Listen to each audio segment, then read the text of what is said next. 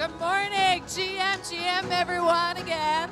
Welcome to YGG Web3 Game Summit 2023.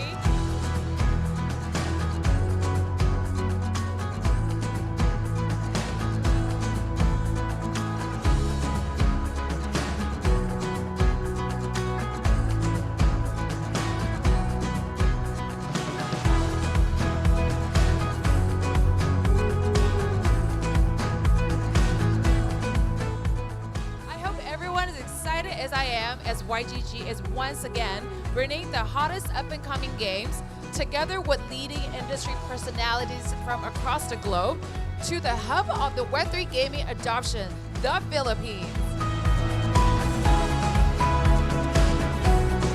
Hi everyone, I'm Andrew from Globe. So, given that Web3 is a new beast in itself, we're still trying to get to know our customers better if they are going to get into Web3 or not. But for the most part, we always start with the gamers. So once we tap, oh, hey, he's a gamer, highly likely he will be into Web3.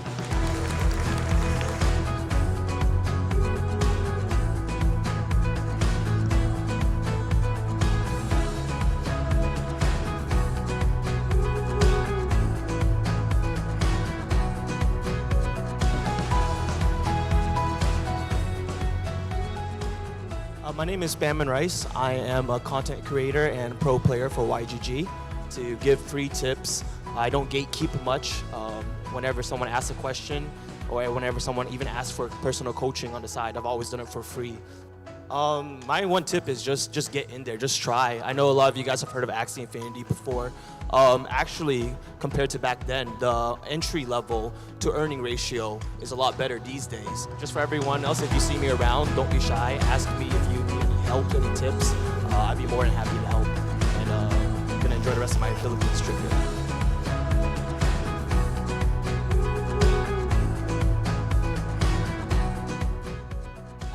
Anyone who is trying to raise in the bear market, yes, it's very difficult, but I applaud them for doing so because they're usually a bit of a gem.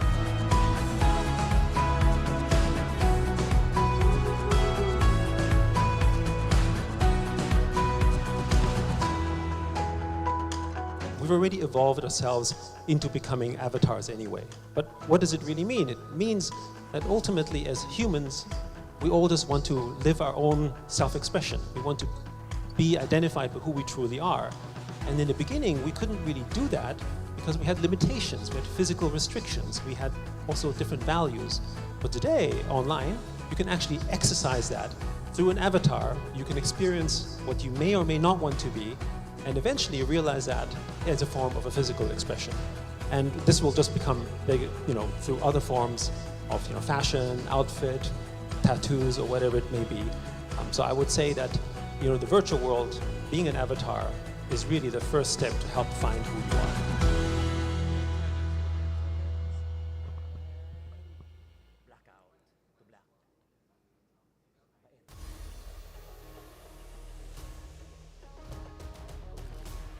Discover the future of gaming at the epicenter of Web3 gaming adoption.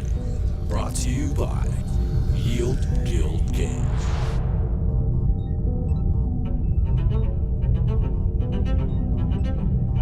The future is here. Welcome to the future. Welcome to the future. Welcome to the future. We're marching ahead, blazing new trails. This is the future. We're setting sail. We're building a path to things we never done. Tomorrow is here, it's rising with the sun. An evolution, revolutions come. It's only started, only just begun. This is the moment we've been waiting for. So open up the door. Welcome to the future. Yeah. Welcome to the. Welcome to the. Welcome to the future. Yeah. Welcome to the. Welcome to the. You are. Welcome to a new dawn. A new day. A new plan. Yeah. Welcome to the future. Welcome to future.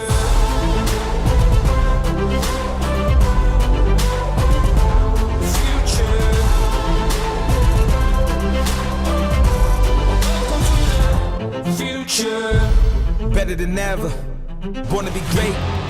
This is the moment that history's made. Nothing can stop us, ain't seen nothing. And now, let us welcome on stage our host for today, the Director and PH Country Representative of Asia Group Advisors, Ivana De La Torre.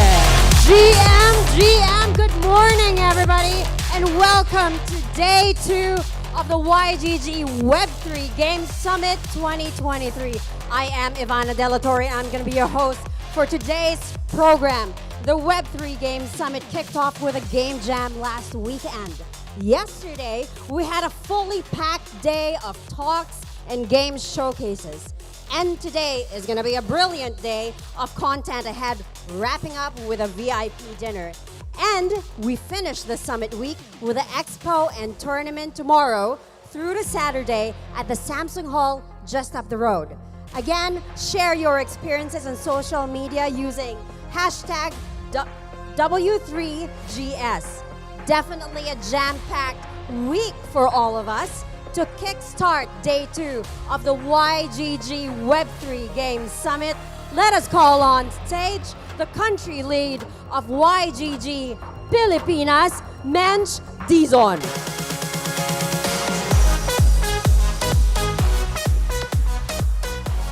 Good morning, everyone, and welcome back to YGG Web3 Game Summit. So yesterday was packed with very good content from our lineup of high-caliber speakers. We had a candid conversation with SEC Commissioner Kelvin Lee. He spoke about the support that's available for innovative industries and how Web3 games industry may uniquely coordinate with the SEC and other governing institutions.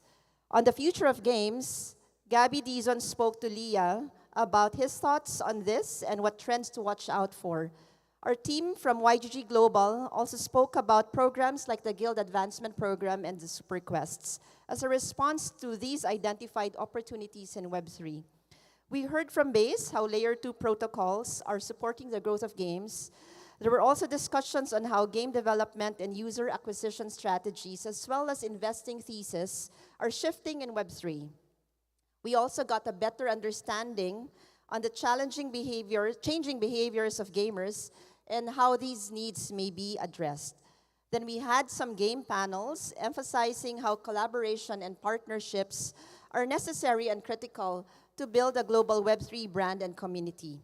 To cap off, Caldi had a conversation with Q on how it's been throughout the evolution from mobile to platform, while Gabby and Koji of Parallel spoke about the exciting new genres that are made possible because of Web3.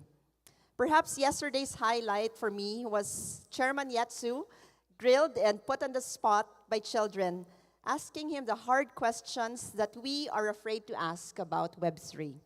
We look forward to another new day of learning, and we hope that you are excited as us for day 2 of the YGG Web3 Game Summit. Thank you, guys. Thank you, Mensch. As Mensch highlighted, we do have an exciting lineup of speakers and topics ahead today. So let's dive right in. To keep up to date with the latest in NFT technology, we have when NFTs own NFTs, 6551 in a future gaming paradigm. To discuss the topic, we have Freo, CEO and co-founder of OP Games, joined by Christy Choi, co-founder of Spacebar.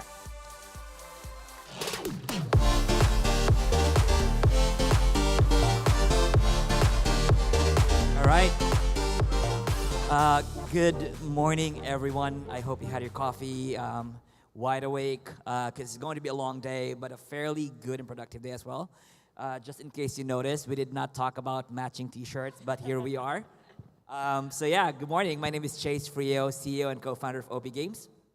Hello, everyone. Good to have you guys all here. Thanks for having me. This is Christy Choi, co-founder of Spacebar. Excited to be here and talking about the future of NFTs. Fantastic. Well, just as the introduction says, we are here to talk about ERC 6551. And one of the reasons why we are going to talk about that is because we believe that ERC 6551 is a step up to the standards that we've had in the past as far as like NFTs are concerned. And we're here to share our thoughts on how we're implementing it in our respective companies, but at the same time, how it could potentially be implemented outside of what we do, because I know that everybody here is quite interested in terms of how it can benefit them as well. So I guess to start this up, Christy, maybe you could share with us your thoughts on how you got involved in the ERC 6551 journey, and how is it going for you? Sure. I'm sure a lot of people maybe heard of the concept ERC 6551. Token amount accounts is probably the right terminology that we're pushing as a group. So for me, I mean, I've been in crypto for a long while. I was here last year. I was leading investments at Binance previously before starting my current gaming company, AO Labs, building Spacebar. And, we have a group of folks who talk about, on-chain identity, and that's where we kick in. Spacebar is trying to build a playground for on-chain identities, and obviously we've been thinking about what makes an on-chain identity. And we've been talking about what NFTs really mean outside of all the speculative plays that we are all enjoying, flipping NFTs, purchasing it, collecting it.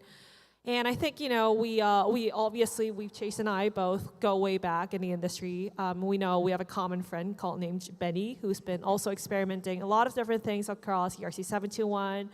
And the team came up with a terminology of token bound accounts, which is basically enabling NFTs to become a smart contract wallet. And what that means, obviously, is enabling NFTs to own other ERC 721, other ERC 1155, other ERC 20, meaning your NFT, and this is already deployed, meaning your NFT, whatever that is, if it's an ERC 721, already has its own wallet. And so learned about this terminology through Benny when they were coming up with, this new EIP. And yeah, Spacebar became one of the first games, one of the first products to fully implement the standard. So yeah, that's where we are. I like how you've sort of narrowed it down in terms of what ERC 6551 really is going to be all about. Because in simplicity, right? Right now when we have ERC 721 or ERC 1155, it's fairly static in terms of how it can move around. But with 6551, it essentially becomes its own wallet. So as Christy mentioned, any of your PFPs, any of your NFTs, whether it's used in gaming or NFTs used in fashion, could now have multitudes of applications around it. The thought of earning or the thought of owning an NFT that owns other NFTs underneath it simplifies a lot of things in the process. I think, coming from a perspective of, OP Games, we have a platform called Arcadia. In Arcadia, you have a multitude of casual and hyper-casual games. But we also have an NFT called Arcadians. And these Arcadians move around the platform right now as an ERC 721 token. So which means that if you earn something because you won something in a tournament, or you earn reputation because you've played so much in the platform, it goes back to your wallet as opposed to your NFT identity. And what we're trying to accomplish here moving forward with 6551 is that your identity becomes that NFT, and that NFT essentially accumulates all of these things, all of your experiences, all of your gains, whether that's ERC 721 or ERC 20, badges that you earn into that specific NFT. So in turn, you're essentially having a much more supercharged NFT, which is incomparable to other NFTs, even though on the onset, they all look kind of similar. But once you look underneath the NFT, there's more to it. And I think that's also what you guys are trying to do with Spacebar in general, right? Yeah, so I think Chase nailed it really well in terms of what it really means about ERC 6551, because I think a lot of people, when they hear just about the concept, some people have imaginations around like what this can really mean, because what we're trying to say is this is truly revolutionary, as much as how we came up with ERC 721 NFTs, non-fungible tokens. We're really making NFTs again. And coming back to what Spacebar is doing, we're trying to build a playground for on-chain identities. So what that means is we're trying to redefine what is uniquely fun in Web3 by enabling all our users, our members, whoever that is. You can just enter if you have an NFT, and everyone can just hang out as their NFT as their identity, and start accruing more values in the NFT level rather than their EOA wallet, which is compromised with, that starts with 0x, which is not human readable wallet. And so I think this is very significant in a way where it used to be, NFTs used to be, the values were defined by the creators of the NFT. And so basically, even if I own a blue chip NFT, we all look for the NFT creators to really create the values for us. We're always waiting for them to launch a new token, to do a new partnership with some kind of a creator, right? That's all we look for, and we all look for our floor price to go up. So there was only that speculative plays going on for NFTs, but then now what we're trying to power with ERC 6551 is we really want to bring back, we want to throw an experiment where the owners of the individual NFTs are truly becoming attached to the NFT, and they have the power to really add value to the individual NFT, even though they might look similar in the same collection. Perhaps, maybe because of certain assets that your NFT owns, maybe because of some of the exposures that the NFTs have. Just like how all basketballs will be valued the same, but then when Michael Jordan signs a basketball, it becomes meaningful. That's sort of an experiment that we want to throw also at Spacebar. Everyone brings whatever NFT they have. We did not issue another NFT collection, but you just bring it in. And everyone free mints a spaceship NFT that actually becomes owned by your PFP NFT. And with that spaceship, it's basically your container and the vehicle within Spacebar. You will be able to play different games, and you start accruing different assets. And because of the assets and the achievements, soulbound tokens, soulbound NFTs that you earn from the game, you accrue more and start building your on-chain identity that is interoperable and composable across different platforms. So that's what we're trying to do, and that makes us really excited about when we saw the ERC 651 token bound come out. Okay, this is truly going to be the future of what all games will start adopting, creating a certain type of a vehicle or a container for their game, so that there is hierarchies among the ownership. I like that. Yeah. I like that a lot because, as you said, NFT owners now could have that agency of adding value to that existing NFT that they have because it's ERC 6551. I guess an analogy that I was thinking about would be, I guess everybody has played Pac-Man before, early on, where Pac-Man eats everything, right? But think about Pac-Man as that container that whatever he eats gets accumulated inside Pac-Man. I guess like how human beings eat as well, right? But I think that it's a good reference. Think about it in such a way where wherever you participate in, whether that's accruing ETH or accruing ERC20 tokens or badges that are NFTs, whatever the standard is, essentially gets contained into that ERC 6551 NFT that you have. And that container in itself can be different from one NFT to another, even though, at the onset they look similar, but once you inspect deeper, you go like, holy shit, like there's am I allowed to say that? Well, I mean, I already did. But you see this NFT that has more inside it that adds value to it, right? And that's kind of like what we're trying to implement here. And I think that all other projects could really have this advantage of looking at like how NFTs can change the way it adds value to itself. Because as Christy mentioned, like before, it's like you're confined to what the company or what the creator does for the value to increase, or for people to sort of like add value to it as well.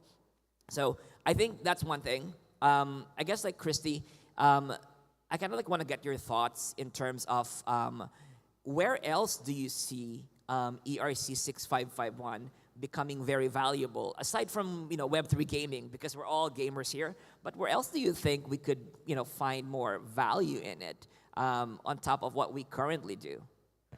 Well, to answer that question, I do definitely believe that this will be something that'll be highly adopted across gaming. And I think that will still be the primary use case, because, in the EOA wallet, I'm sure a lot of people have different assets, whether that's ERC20, ERC 721, 1155, they're all dispersed within your wallet. But then now, because it's sort of creating like a folder within your wallet, right?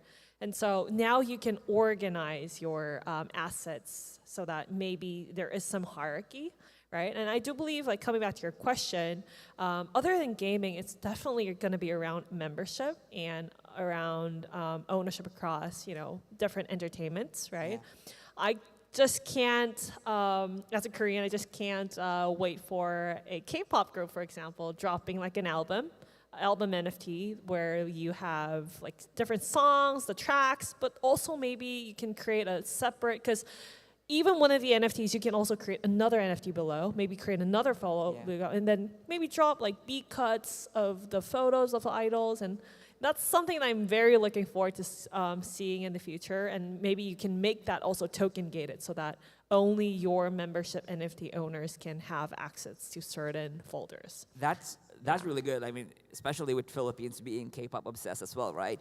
I mean, I love K-pop, so hopefully that happens. I guess like another thing that we could probably see it happening is around DAOs, right? DAOs could benefit a lot about wallet-bound NFTs that can represent the identity of owners in general. So instead of a history of a DAO member being stored in the wallet, it just basically gets represented by an NFT, which is a 6551 NFT. You may also think about it in, fashion, for example, where it's highly collaborative, for example, like digital creations, where multiple hands are creating things. Somebody's creating a hat, somebody's creating a shoe, but it becomes a unified look that becomes sold as an NFT, but you could still separate these things that has been created by individuals because it's an ERC 6551. So I guess the possibilities are really endless, and I just want to thank everybody here for listening to my ramblings along with Christy. I think it's time for us to wrap it up. But if you guys have any questions about ERC 6551, look for these two people in blue. We're around the venue somewhere, and we could go ahead and talk at length about it even further. Before we go, is there anything else you want to say, Christy? No, thank you so much. Follow Acadians and Spacebar if you want to see the real implementation of ERC 6551 token-bound accounts. Awesome. All right. Thank you, everybody.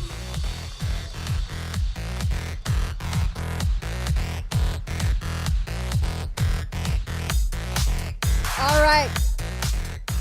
Thank you, Christy and Chase, for unpacking ERC 6551 for us. As Christy said, this is truly revolutionary.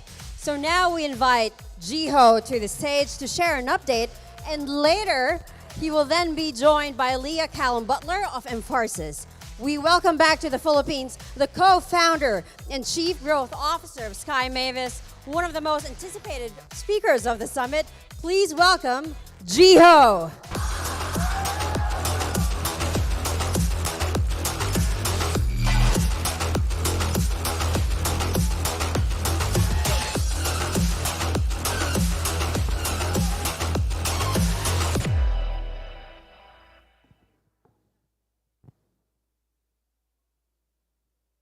Mabuhay, Philippines. It feels really, really special. Thank you to Gabby for inviting me, getting this really special group of people together Being here really feels like being in my hometown. There's so much love for the Axie and Ronin Nation.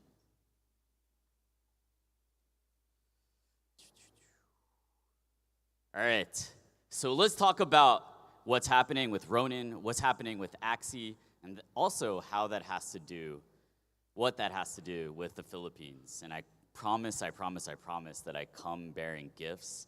I come with leaks.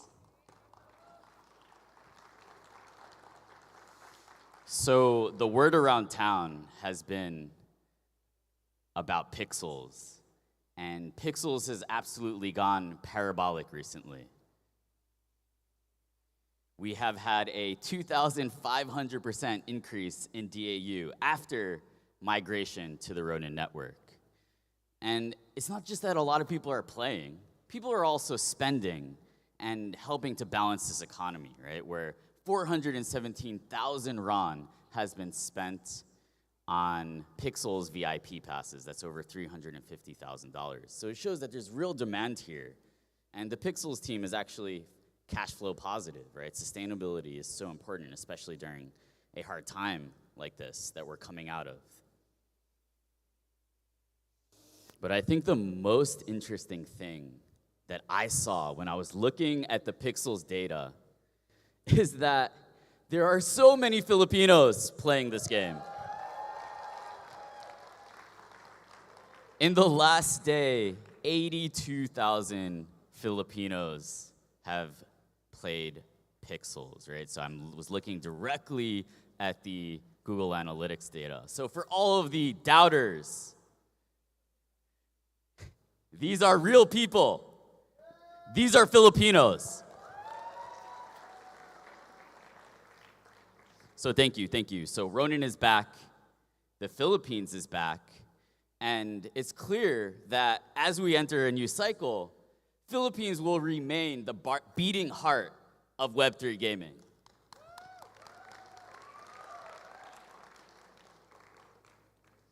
So thank you for everybody who's exploring Pixels. If you haven't checked it out, definitely recommend pixels.xyz.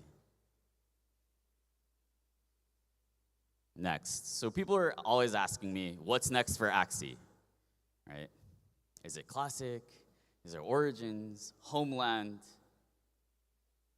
One thing that we think is really important is creating a very interconnected experience and system of progression between all Axie games. We call that Axie Core. And a core foundation of Axie Core is the ability to upgrade your Axie, to evolve your Axie. When I think about my childhood, I think about my relationship with Charmander, actually. The thing that got me so addicted to Pokemon was I really need to level up my Charmander to Charmeleon, to Charizard. That's actually what got me into it. That same experience, that same emotion is really needed in the Axie universe. It's actually, to be honest, the thing that we didn't have last cycle. That was the hole in the ship that prevented us from reaching the Grand Line. So with Axie Part Evolution, Axies will become way more than they have before. They will be a digital collectible, a living, breathing, evolving organism, and a ticket to an expanding universe of games and experiences, right? So this is not 3 separate products. This is one thing. This is an Axie. So with Part Evolution, everyone wants to know when. If everything goes according to plan, we will have Part Evolution out sooner than you think, next month in December. You can also see, actually, this is one of my personal Axies with 2 leveled up parts, right? So it has the cactus and the dango upgraded parts. So Part Evolution is really based also on this system of AXP.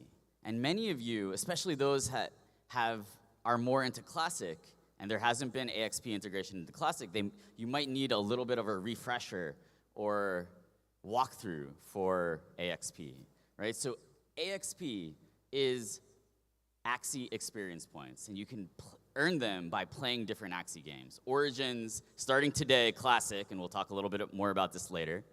Project T, Sky Smash, and more, right? So you earn these experience points, you use them to upgrade your Axie on-chain, and once your Axie is upgraded on-chain, you can use crafting materials to actually upgrade the power and the aesthetics of the body part.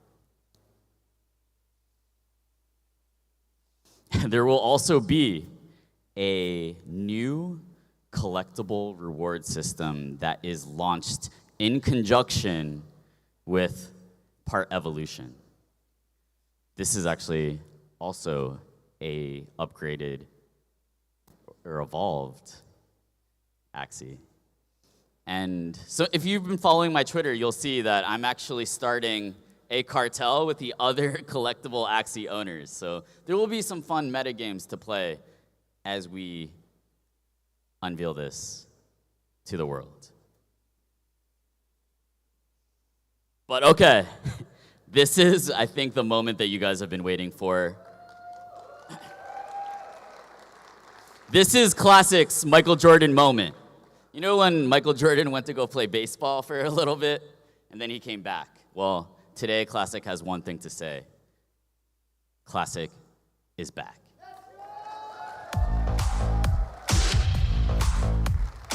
So I believe we've coordinated it so that when I snap my fingers, the server will go on, right? So let's see if we can do this. 3, 2, 1, Thanos.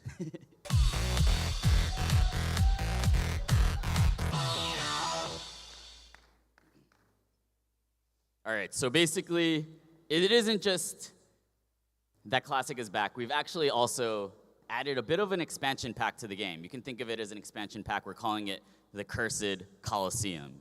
So basically, players will have access now to a new game mode. Players will receive 1 ticket per day, and they will then basically play until they either get 12 wins or lose 3 times. And the first players to hit 12 wins will actually earn a share of Axis tokens, right? So Axis token rewards are now back in Classic. We have also added AXP rewards. And remember, what we're seeing is that AXP grinding is starting to become a new interesting profession in the land of Lunacia, right? Because there are collectors, there are people who don't have the time to grind that really, for example, me, right? Like, I am going to need a lot of upgraded Axies, and I won't necessarily have the time to do it. And so I'll be looking to buy, or I'll be looking to have scholars again, people who can have the time to grind and earn AXP. So really, really excited about this. We're also, with the Cursed Coliseum, adding a new mechanic where basically in each match, for your team, 1 Axie will be cursed, and a cursed Axie will need to have 2 of its body parts replaced. And so there will be some calculus, right? It's kind of like a draft or ban system, right? Where basically 2 of your body parts of one of your Axies is being banned, and you have to then replace them. We are also introducing something called the Grand Tournament that has a Mystic Axie as a prize. So if you want to join my cartel of collectible Axie owners, there is a path. Axie is a ladder. So here are the details. Basically, there'll be a registration. There'll be groups of 5,000 players, and they will battle it out for a grand prize of a Mystic Axie.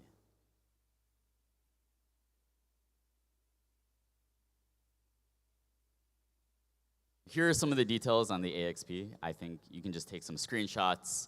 But yeah, basically, AXP is now integrated into Classic. And, I want to say some words about Classic. Classic is the game that brought Axie to greatness. Classic is the game that Filipinos, we really know that you guys all love it. So this is due to the voice of the community, where we saw back in July that there were still around 10,000 people playing Classic without any rewards. And then so we decided to start it up a little bit, right? We had a small tournament that actually attracted over 40,000 monthly active users. So it really is the voice of the community, the data that you produced, and the feedback that has inspired this momentum for Classic. So yeah, we're really, really excited to bring it back officially for you guys today. So I have one more thing.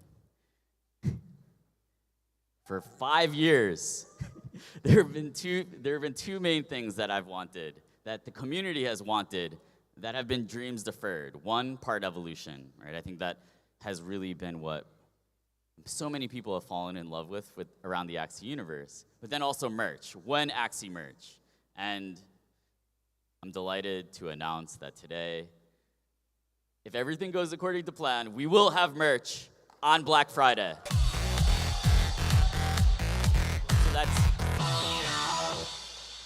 And we also have a fulfillment center in the Philippines. So the shipping should be manageable and under control, right? It's like, we're really good at making and selling digital things. The physical realm is a new experience for us. So, yeah.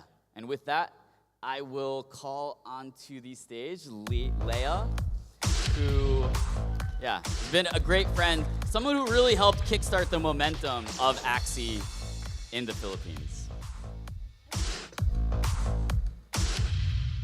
Wow. Okay, so many announcements. Shall we take a seat? I just want to unpack some of the things that you just dropped there. The first I got to go to is, okay, looking at, you were talking about bots, right? We've actually got an interesting history with this. So I want to cast you back to, I believe it was July or August 2020. Good friend of mine had called. Some of you might know I write an opinion column for CoinDesk, and I was looking for material. Someone had called me up and said, you know, you're not going to believe this, but there's people in the next province over playing a blockchain game to put food on the table during the COVID pandemic. But the way that we found out about this was pretty interesting because, do you want to tell the story? The video evidence? So back in the day, I was in charge of finding and banning bots. And I saw 20 accounts that were all playing from the same IP address. So, okay, I'm gonna ban them. And then I got a message on Discord saying, sir, we are not bots. That's my family. And I was like, okay, I was skeptical, thought that was interesting. So, okay, please send me a video. And lo and behold, I received a video of a household with many generations, the grandma, the aunts, the uncles, the young kids, all playing Axie. And really, that was the first time in my life that I saw everyday people using the technology, right? That's what this is about. So I thought, hey, I need to tell Gabby about this because something really special might be happening. Yeah, I believe it was the first ever video evidence of a multi-generational household of DeFi users. But the video is amazing. They're all sitting around on the floor, everyone's playing, and the guy who's taking the video, this is actually up in Cabanatuan City, Nueva Ecija, really kind of the birthplace of the Axie phenomenon here in the Philippines. But he's like asking them to kind of look up at the video, and they're really annoyed. They're like, I'm playing Axie, can't you see? Like, it's really good. So I just thought that was super interesting because this concern about bots, like people thinking it's hard to believe that a Web3 game could be achieving that kind of adoption. It can't possibly be real, but it did become very right real. Now. It's happening with pixels, right? Yeah. There was just a huge conversation in the community, like, who are these people? Are these bots? No, like, we looked at the geodata. It's Filipinos, as well as a bunch of Brazilians as well. So the other thing I picked up that I absolutely loved, and it kind of reminded me of our first ever conversation, also around that time when I first met you, when you were talking about parts evolution and your passion for Axies to become real digital pets. I remember in our first conversation, I was very, very interested in Filipinos making money out of Axie, but Jihoz really wanted to tell the story of how digital pets would become our amazing companions in the future. And I just love how you've still stayed on that narrative. Like, is that still something that's super, super important to you today, to see people like having a real emotional relationship with their digital pets?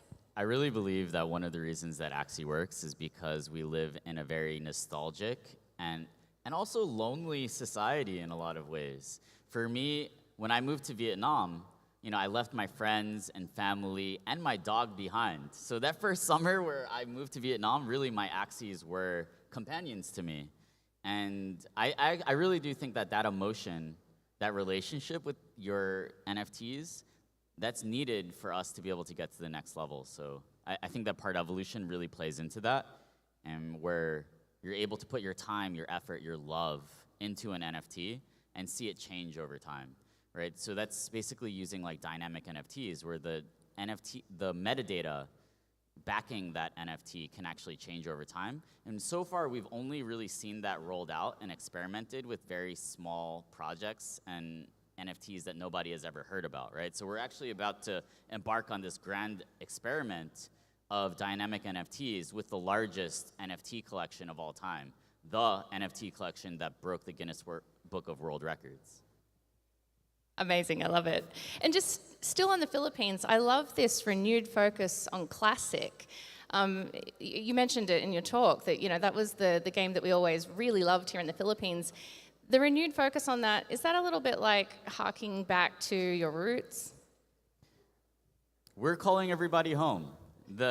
Things are starting to percolate again. And you also see that there is a nostalgic bent in society, right? I think the crazy thing about Axie is like the only Web3 game that's old enough for people to feel nostalgia over, right? So, you also see that where you have Fortnite OG is doing well.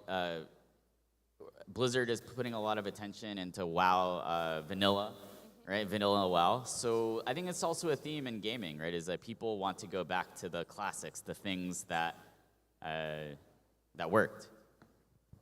Yeah, 100%. Well, Axie is really where it all began, but since then you've done a whole lot more in terms of building infrastructure, tools. There's the Katana Dex, Mavis Market, Ronin Wallet, Ronin. Do you think over time, since if we go back to 2018 when Sky Mavis was formed, has your North Star shifted in some way since then?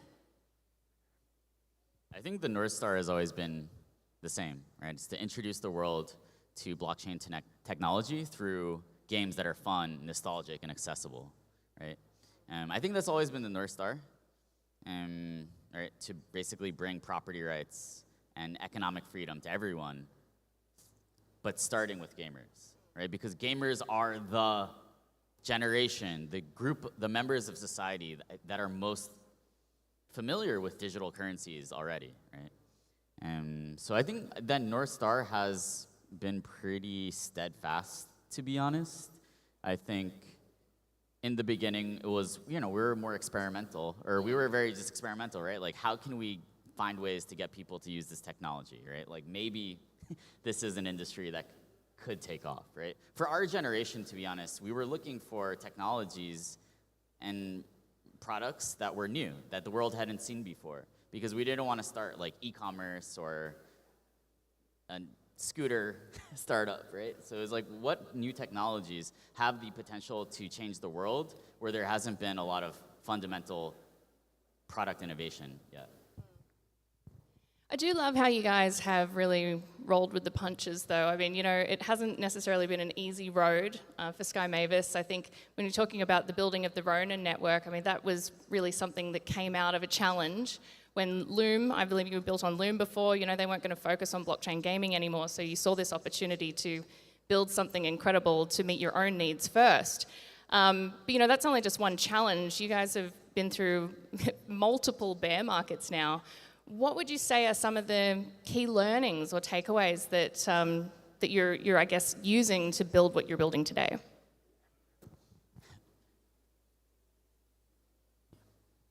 You have to, as a founder, as an organization, right, kind of learn judo, right, where you have to use the momentum of the market to your advantage, right? So sometimes there'll be time to ship a lot of stuff and get a ton of attention on what you've already built. Sometimes there'll be time to focus on your core community and building the things that will be needed for the next cycle, right? So really almost, I think of myself, I think of Sky Mavis as farmers, right? Where we're planting crops.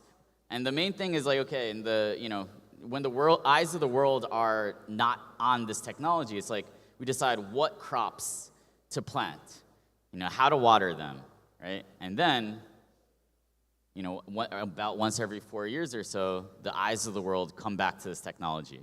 And the things that you planted during the spring will really determine how well you do.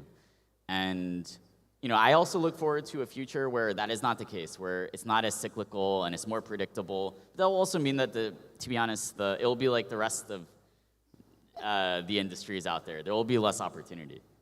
Yeah, we're running out of time, but I do have one final question. When you're talking about the next cycle and what's to come next, Pixels absolutely killing it in the Philippines. I was just wondering, what are some of the factors about that game that you think really appealed so much to the local community here? So when we're building an organization, when we're building Sky Mavis, we recruit based on culture and shared values, right? That's how you build a team that wins.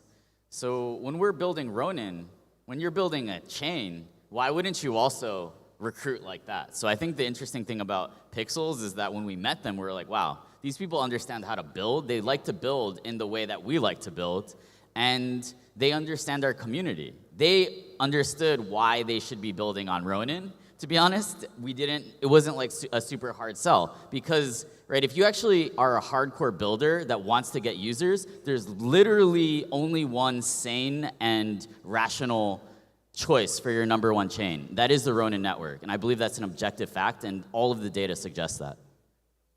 It's one hell of a line to end on, but that's all we've got time for. I just want to say, firstly, please put me first on the line for some merch, and thank you for coming all the way to the Philippines, Jihoz. We're so glad to have you here.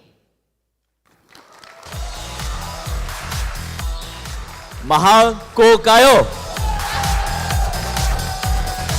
All right, there you go. The bull, the bear, and the building of the king of gaming chains. Thank you very much, Jiho and Leah, for that exciting and illustrative panel discussion.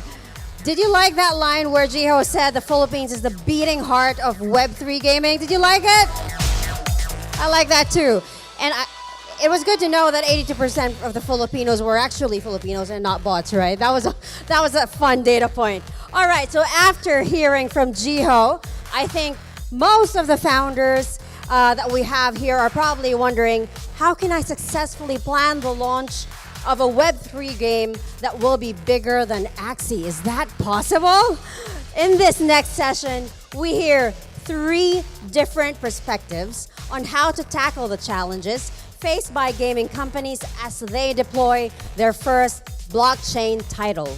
Moderating this session is the editor-in-chief of BitPinas, Michael Mislos.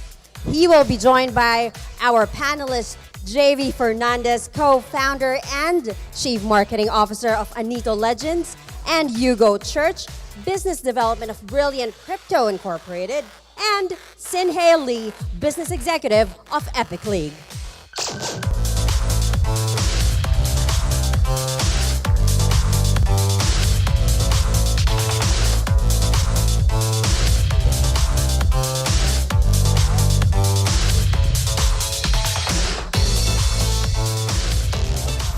All right. Good morning, everyone, and thank you YGG for having us here at the YGG Web3 Game Summit, talking about building towards a Web3 game launch. No? So we have Jayvee and Hugo and Sinhae.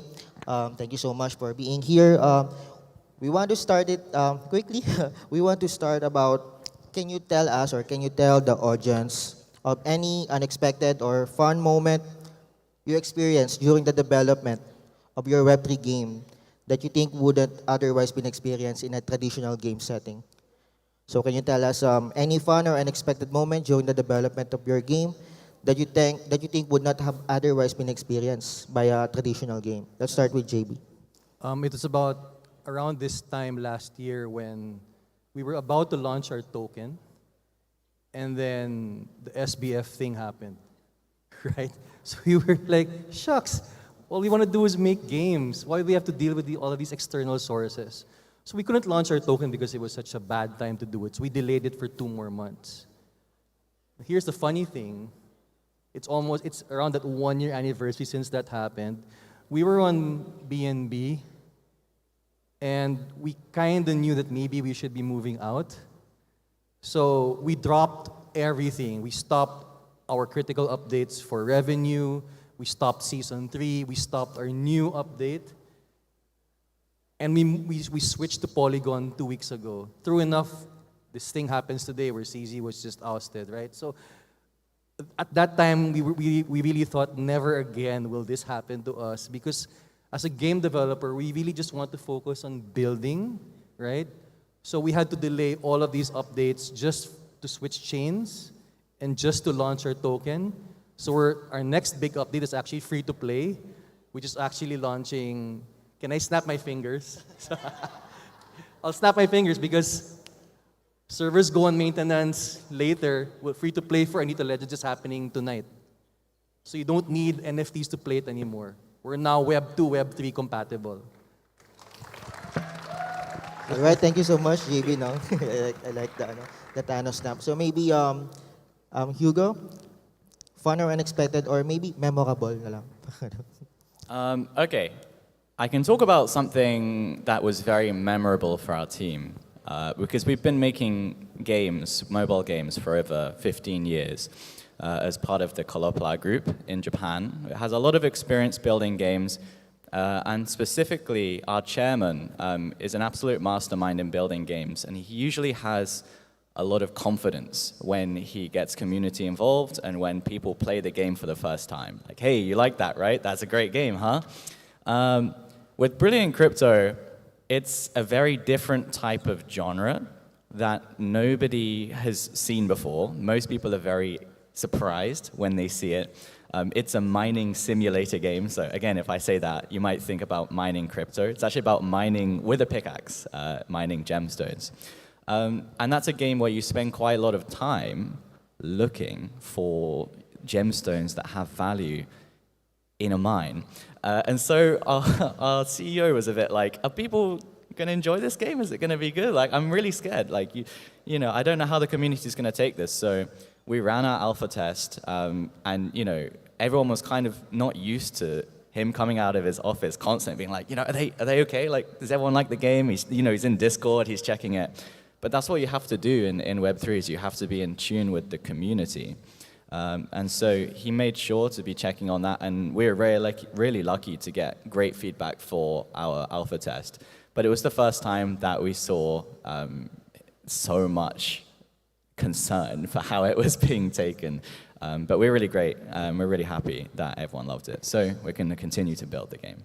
All right, thank you so much. Now, I see that you guys, Jayvee, Hugo has a lot of experience in developing Web3 games with your company. Sinhae? Yeah, so hi everyone, I'm Sinhae from Epping League. So our team is relatively a new team, but my core developers, they have accumulated about 200 plus years of developing top Web2 games such as PTS, Universe Story, Marvel Future Fight, Marvel Future Revolution, Raven, and etc. And for me, I'm coming from more Web3 world, and it's been really hard for me to adjust their expectation, because when they used to develop the Web2 game, their expectation is 10 million downloads minimum. And when we launched our first game, which is Dark Throne, about a year ago, we originally targeted our market to Web3. And we have to realize that there are just not many real Web3 gamers yet, and we cannot expect 10 million downloads. So originally, when we first launched our game, Dark Throne, we originally very focusing on adding the Web3 component. So for example, of course, if you have NFT, you can start earning. But when you sign up, we ask our users to connect their wallet first. But then later, we found out that making like frictionless user experience is so important because in Web2 games, right now the users do not even want to do Google one single sign up. They want to play first, and if they really enjoy it, they might connect to their Google account. But while a lot of Web3 games are trying to ask not only to sign up with the Google and sign up with your wallet, which gives a lot of frictions for user to sign up. So later, toward the middle of our development and updates, we had to adjust the whole first-time user onboarding experience by putting just one single Google sign-on. And later, if the users and players really want to convert the in-game currency to our tokens, they can now then connect to their wallet and swap it. So just learn the experience of how making the user experience more smooth and frictionless while still incorporating a lot of Web3 components have been our biggest learning and challenges developing Web3 games. But I also agree what Jayvee mentioned, that we had a huge debate which blockchain that we should first building on. And our North Star is just making whatever easier for the users. So we decided to do multi-chain. So right now we are on not only Polygon, BSC, and Oasis for the Japanese user because we see a lot of users coming from Japan. So a lot more decision makings to do for the Web3 games in general. All right, thank you so much, JB, Hugo, and Sinhae for those. No? So I'm glad I answered. I asked that question of memorable experiences on your end. So I like to know based on those activities, based from those experiences, how does those things reflect the unique nature of developing a game in the Web3 space?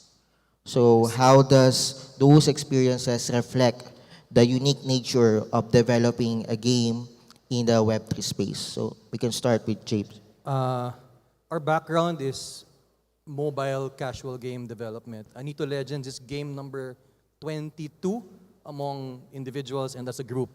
So, but this is the very first game that we did with blockchain elements.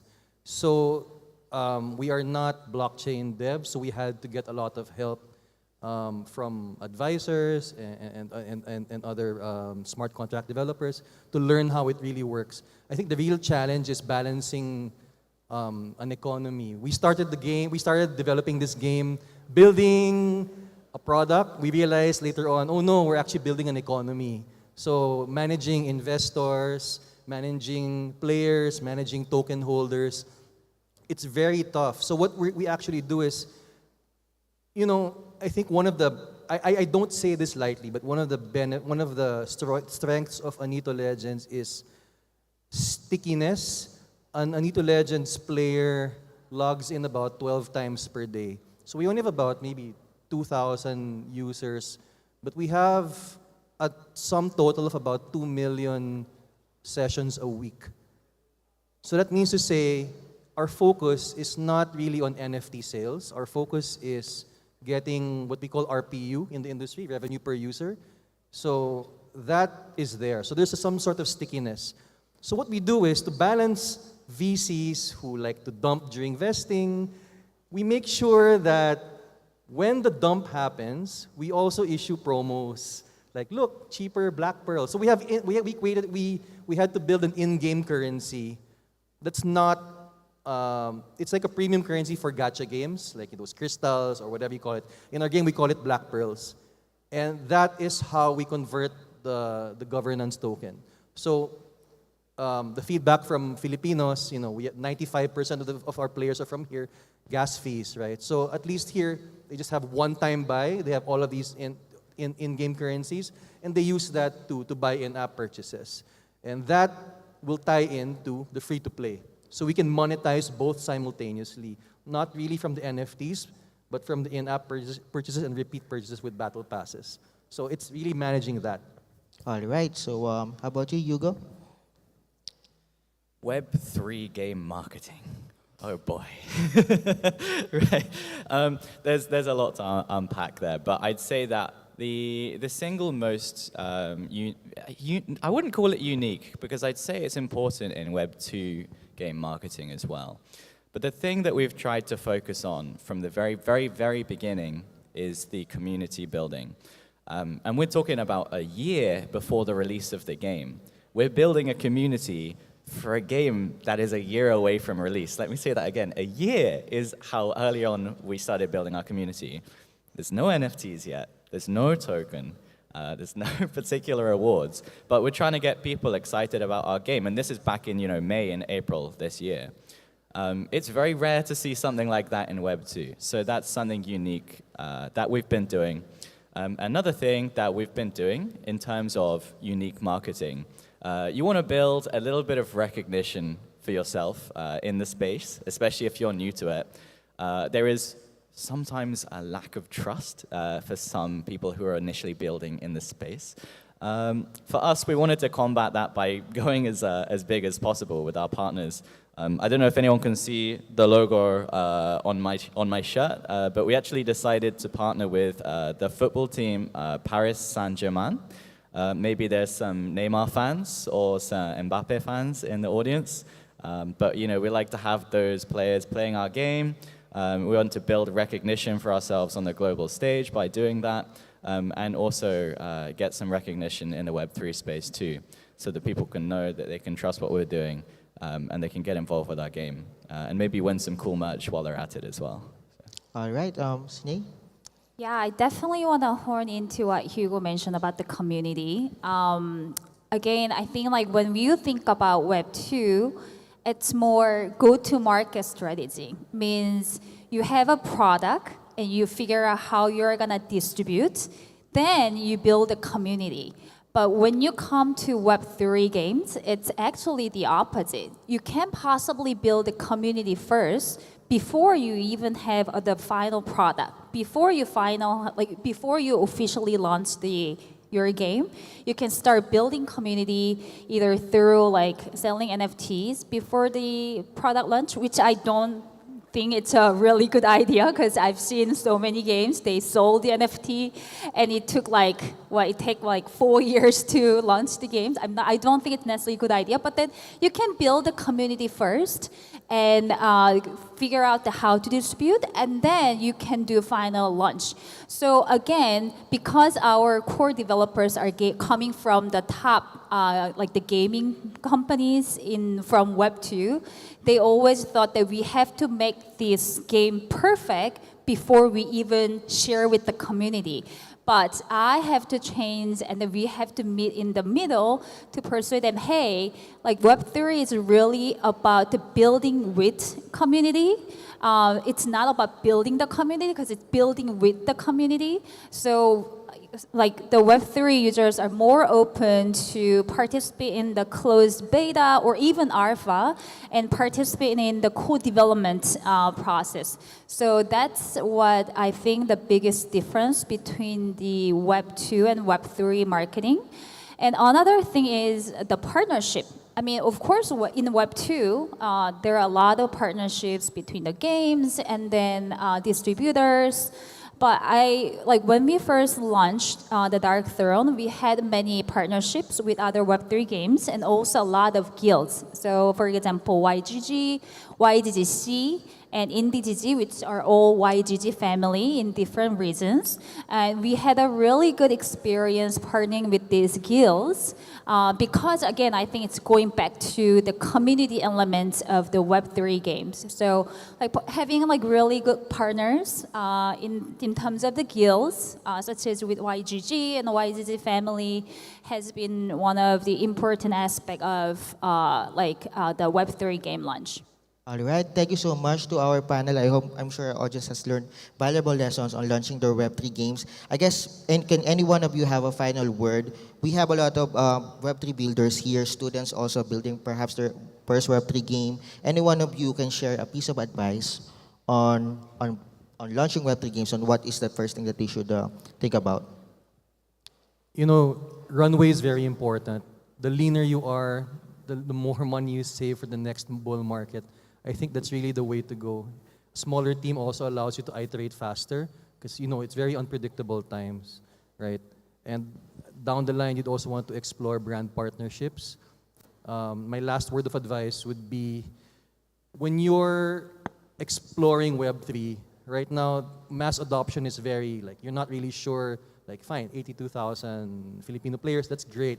But what does Unilever think? What does P&G think? We're not sure, right? What does Coca-Cola think? We're not sure. So in that case, it's really about building case studies to show to brands so they can explore, like, hey, maybe there's something here, right? Then see what's next. All right. So, yeah, thank you so much to our panel, and I hope everyone was able to learn something.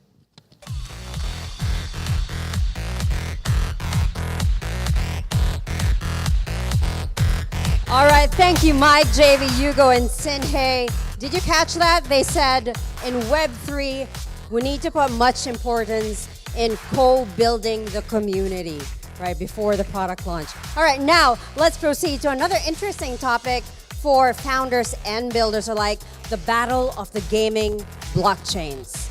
Moderating this session is the Global Marketing Director of Coins.ph, Kat Gonzales, with our panelists, Ash Kamal, Business Development Manager for Ronin Network, and Jerome Ong, APAC Ecosystem Lead of Aptos Foundation, and lastly, Marouen Zelleg, APAC Head of Polygon Labs.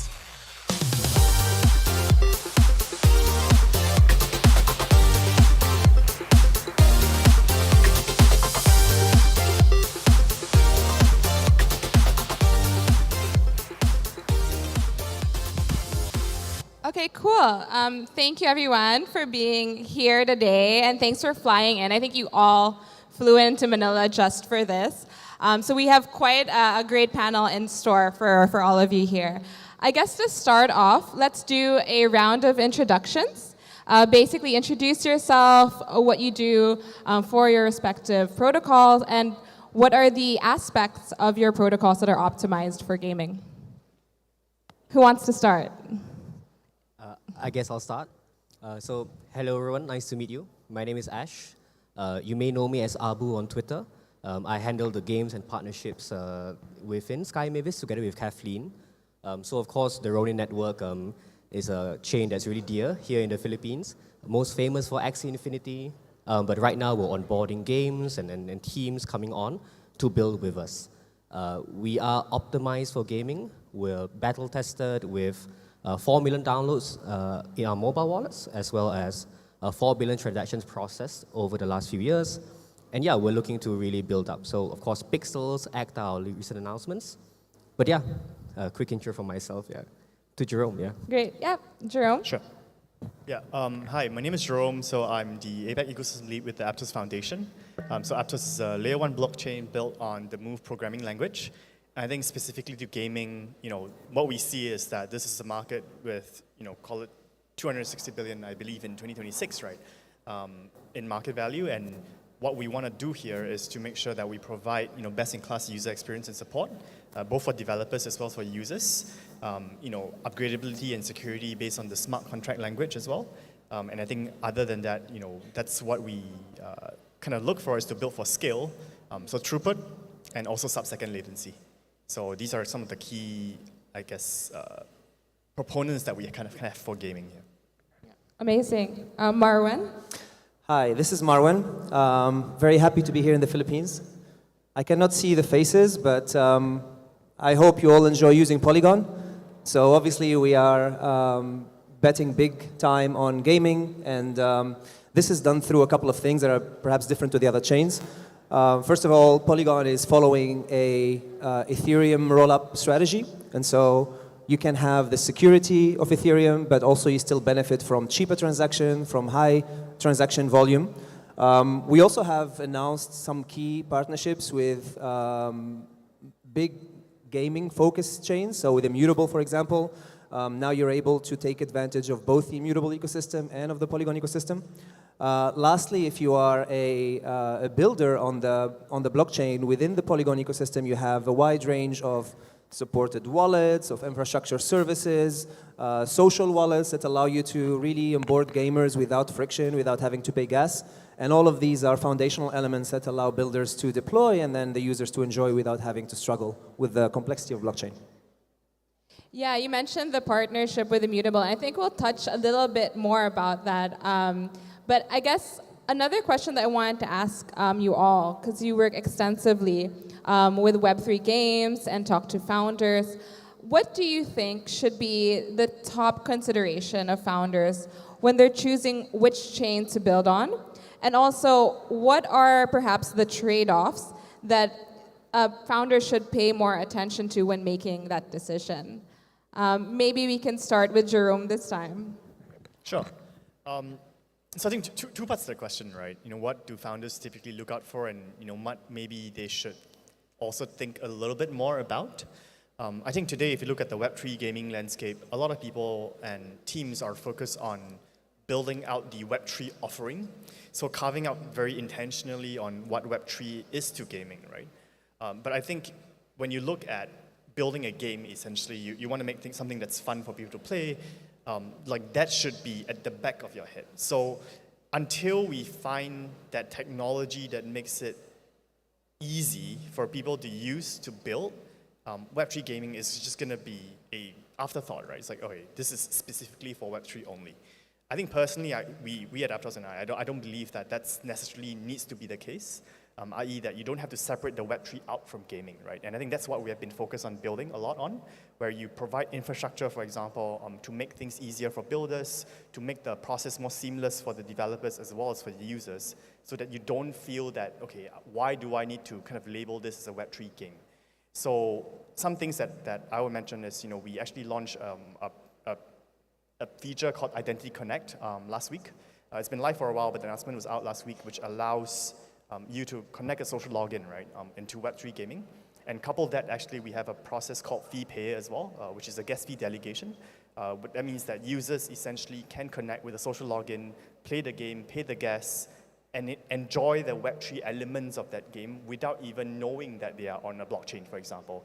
I think that's the kind of process that we envision to continue building out for developers, and I think that's something that we will continue to iterate on for innovation. Yeah, quite interesting, because I guess the Web3 part is something that can be very intimidating for builders, especially those porting over from Web2 to Web3.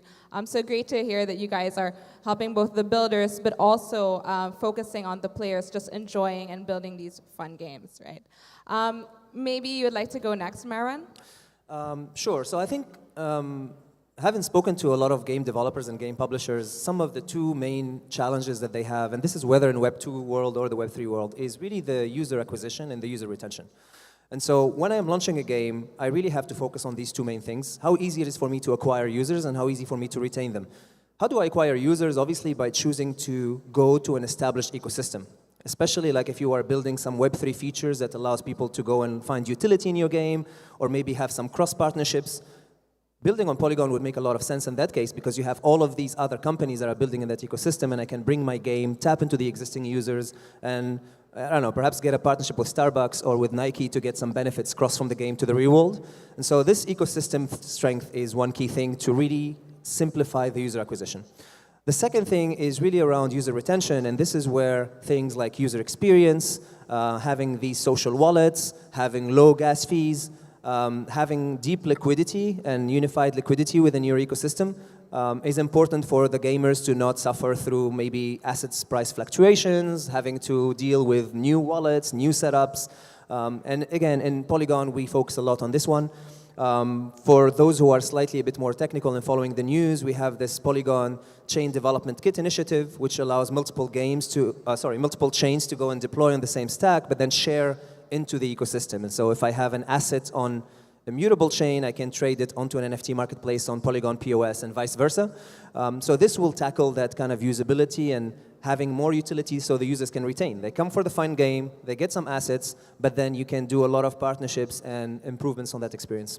And this is where we hope the path forward will be. Yeah, Ash? Yeah, so I think I won't echo too much on the other speakers. I think these are all points that especially founders and people developing games should think deeply about. I guess where we can add on here is for Ronin specifically, speaking to lots of studios and games, one of the core items is really identifying your distribution. So like Marouen mentioned, UA is really important, right? But also in terms of your game design, who are you targeting? What demographics are important to you, right? What kind of on and off ramps do these chains provide? What wallet support, right? If you're doing a mobile game, how's your MPC, your social logins? How does your onboarding look like, right? So I think for us at Ronin, we approach games in a more publisher-style fashion, where beyond just the initial tech and the initial solution engineering, there's a lot of, I would say, back and forth with teams, really thinking about strategy, thinking about advisory, and going from launch into your pre-alpha, your alpha, into your raise, into all these different aspects is where we spend a lot of time building into. So I would say for game developers, consider your long-term strategy and game plan as well. Because selecting a chain, I think, it's not an easy task. And especially when you go to a chain, moving out is also going to cause churn. It's going to cause a bit of pain there. So your ideal solution, of course, is to find one that gels well with you values-wise. Yeah, and I think that advisory part is also quite unique. Advising other games how they can kind of scale and also follow the footsteps of a successful game as well. For Marouen, I'd like to perhaps ask you, a little bit more about your partnership with Immutable, and also, of course, Polygon has been a leader for quite some time in attracting games to build on your ecosystem and to build with you guys. So what are some of the things in your roadmap, perhaps, or in your partnership pipeline that game builders and developers can look forward to with Polygon? So Polygon has been here for a while, and I think the initial stage was to invite games and developers to experiment with the blockchain and giving them a high-performant, cheaper chain to transact on. But then obviously as you become successful, one of the key criteria is that you need your own space in the blockchain. So that's where Polygon has invested a lot into the zero-knowledge technology, and then we enable now anybody to go and launch their own chain using this technology. So there will be essentially a layer 2 on Ethereum using this technology. And they can then configure this ecosystem in the chain as they want. They can choose to not have gas fees, they can have maybe KYC users, they have some parameters that optimize for that, while still using some solid technology that is secure and deploys on Ethereum. Now with this as well, like when you build this chain, you don't get isolated. You are essentially connected to all of the other L2s that are building on Polygon.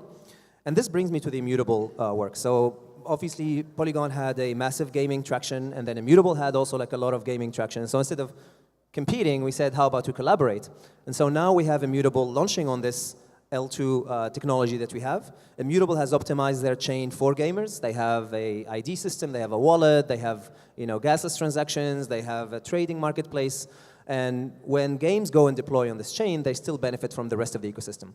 But then pushing it forward, actually, there is much more opportunities for different ecosystems to come and deploy their own chains in this one. So for example, we have Avagotchi, which is a popular game. They also have an L2 chain there.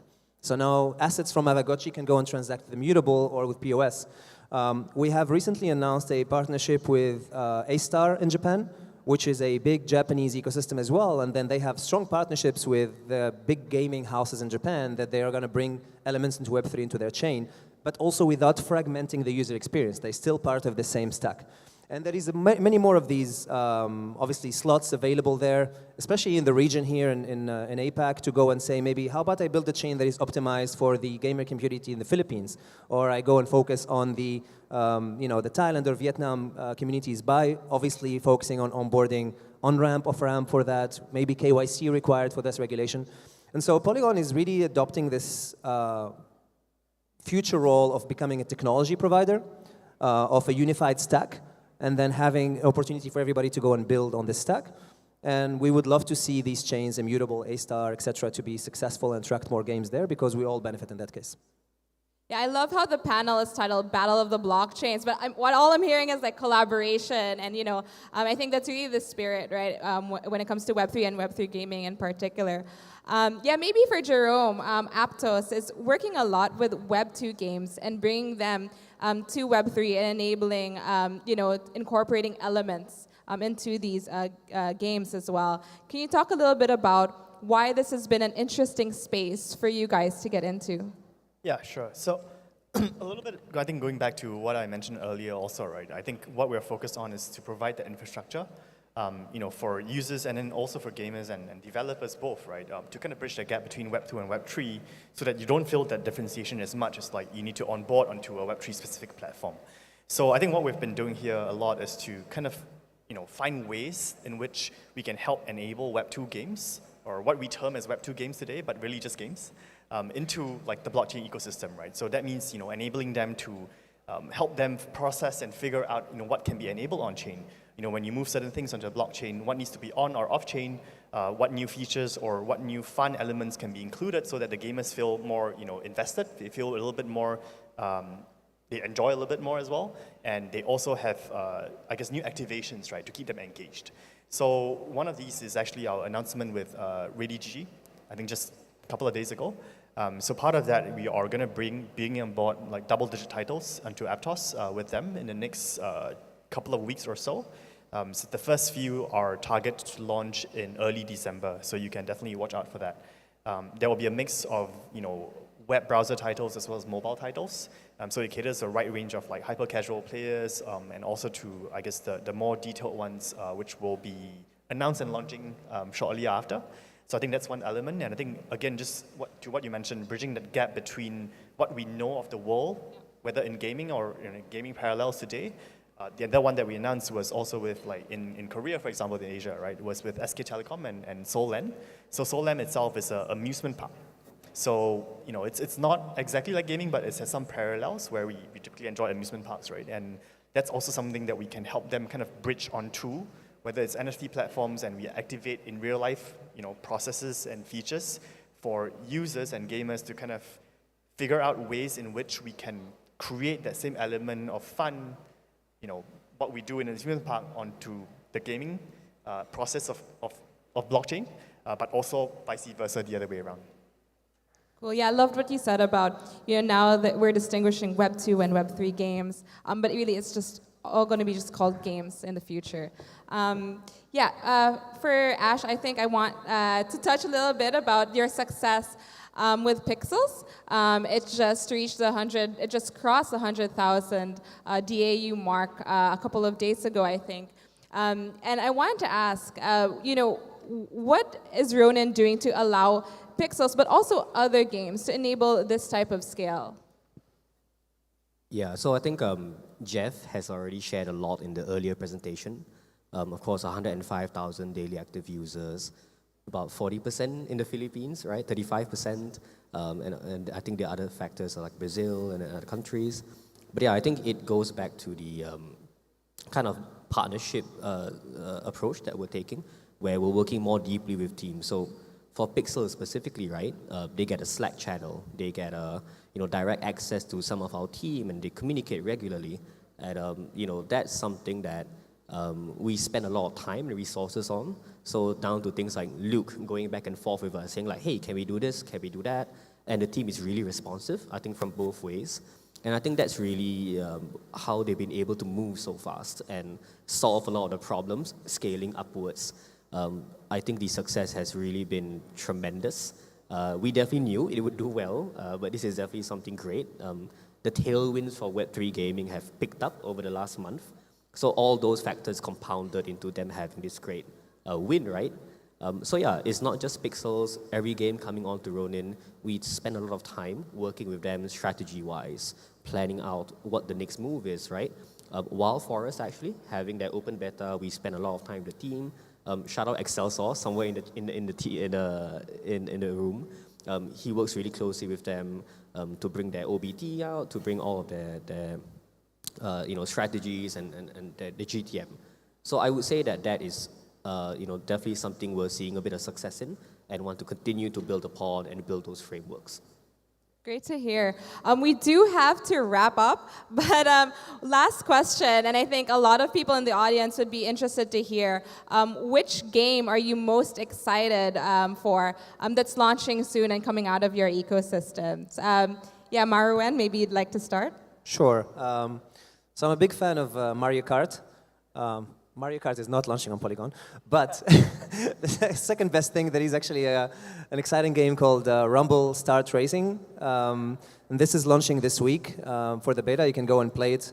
And then it is a karting racing game. The interesting thing is that there will be a lot of actually user-generated content.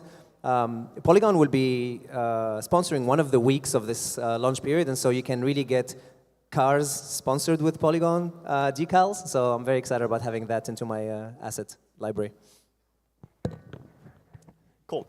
I think for what you can have on Aptos, like check out Aptos Arena. So it's a hyper-casual, again, like, you know, shooting game that you can compete.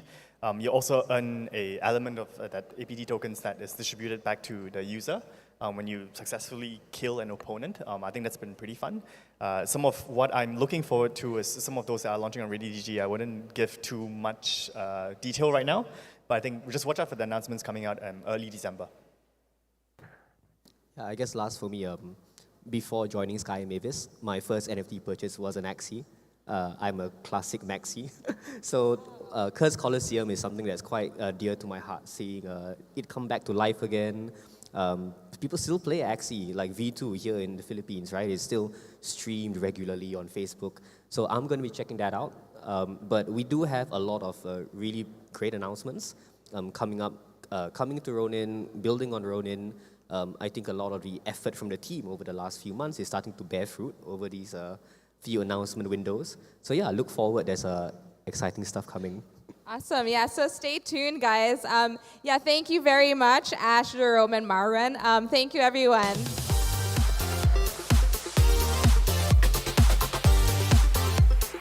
All right, thank you, Kat, Ash, Jerome, and Marouen. Thank you so much.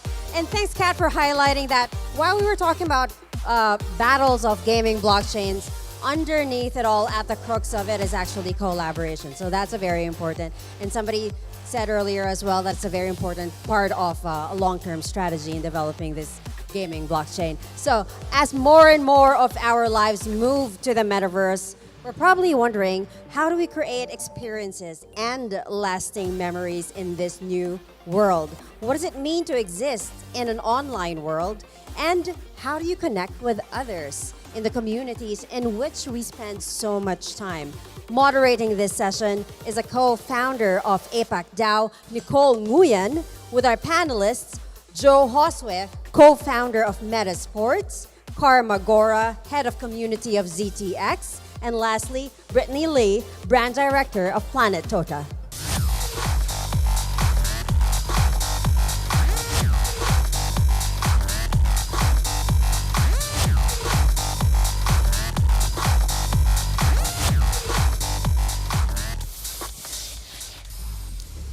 Mabuhay, everyone. Thank you so much for being here today, and welcome to YGG Summit. And today we're going to have a panel about metaverse, and also one of my most favorite topics, it's about community building. So I guess, you know, to kickstart the panel, I've got the idea from Karma that we should do something a bit more exciting. So maybe we can start with a question to trigger some debate. So do you guys think that metaverse is dead? And how are you trying to stay relevant at this point of time? So can we start with Brittany first? It's very interesting. I don't know who asked that questions, but without them realizing, their children and their grandchildren are actually growing up in the metaverse, right? Things like Roblox and Minecraft. I mean, Yatsu said yesterday maybe Roblox is not exactly a Web3 project, but it's still a metaverse-like sort of environment, you know, for their children. So I think it's I don't think it's dead. I think it's just people don't realize that, you know, their children are actually growing up with that. It's just as a parents, they don't actually get it themselves, right? So I don't think it's dead. What do you think, Joe? Yeah, I mean, I'm probably going to give the same example. We work with IPs mainly in gaming, and exactly the example of Roblox and everything. Like one of the most common things we see, the reason that metaverse isn't dead is that people think it has to be a existing game world, but a lot of people's identities for our brands and IPs are primarily digital, and most of their identities live on these Discord channels, on these chat groups. and the identities they build in the game worlds. And so for us, that is more metaverse than it is real. So might not be too spicy, but it's far from dead. Let's hear from someone who's outside of Asia. What do you think, Karma? Yeah, I think the majority of discussions around metaverse being dead derives simply from, how differently we understand that umbrella term of the metaverse. Usually we understand it as just an immersive digital world, a persistent world. However, I think the expectations over the past 2 years were just a little bit unrealistic in terms of how quickly we will get to the Ready Player One stage. And maybe that's where the majority of the disagreements derive from. But for us at ZTX, considering we are building an immersive metaverse in the AVM, of course, metaverse is not dead. I would even argue that the true era of the metaverse hasn't truly begun yet.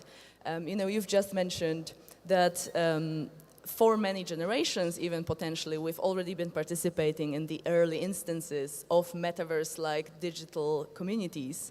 And now I think we are truly starting to explore how immersive and how also economically viable that can be for us and for our daily life. I think definitely maybe it's not dead yet. That's the reason why we are here. And we are touching on metaverse from a very, I think, a very exciting perspective. That's about building community and enhancing the experience of your users in the community, which I think is very unique to Web3, right? When you talk about community, I mean, for instance, we are building APAC DAO as a Web3 community, but in a more traditional way. So we've got here for 2 years, we've got 2,000 members, but we are actually doing this in a more kind of traditional way, like business matching, networks, and connecting builders with other parts of the world. And I do think that each of you might have your own experience when you build your product.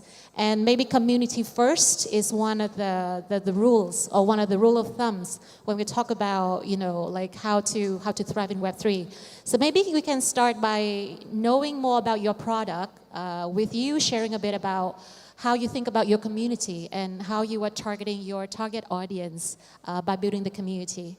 Maybe we can start with Joe, if you can share. Yeah, sure. So, so our company is called Metasports. So it might seem a little strange. People might not think we're not building a metaverse. Why am I on this panel as well? So we are a media venture studio and an agency. So we build and invest and co-build with product owners IP related to gaming. So we call it gaming superculture. And a lot of these things are good examples are we focus on things like creator IPs, like the business behind the identities or the IGNs or gamers of these businesses. So someone here like Yellow Panther, you might know from Web3, or Cuckoo is also one of the IPs we manage. We have esports, we have an esports team, we have leagues. And a lot of these things are digital first because it's gaming.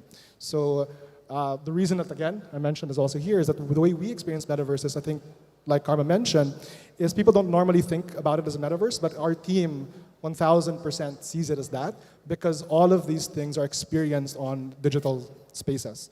And we've seen everything from the way they lived on Facebook groups in the Philippines and someone, let's say, Southeast Asia is very fragmented, and how they've gone from social networks to private groups to in-game worlds to having their identity exist across these in-game worlds.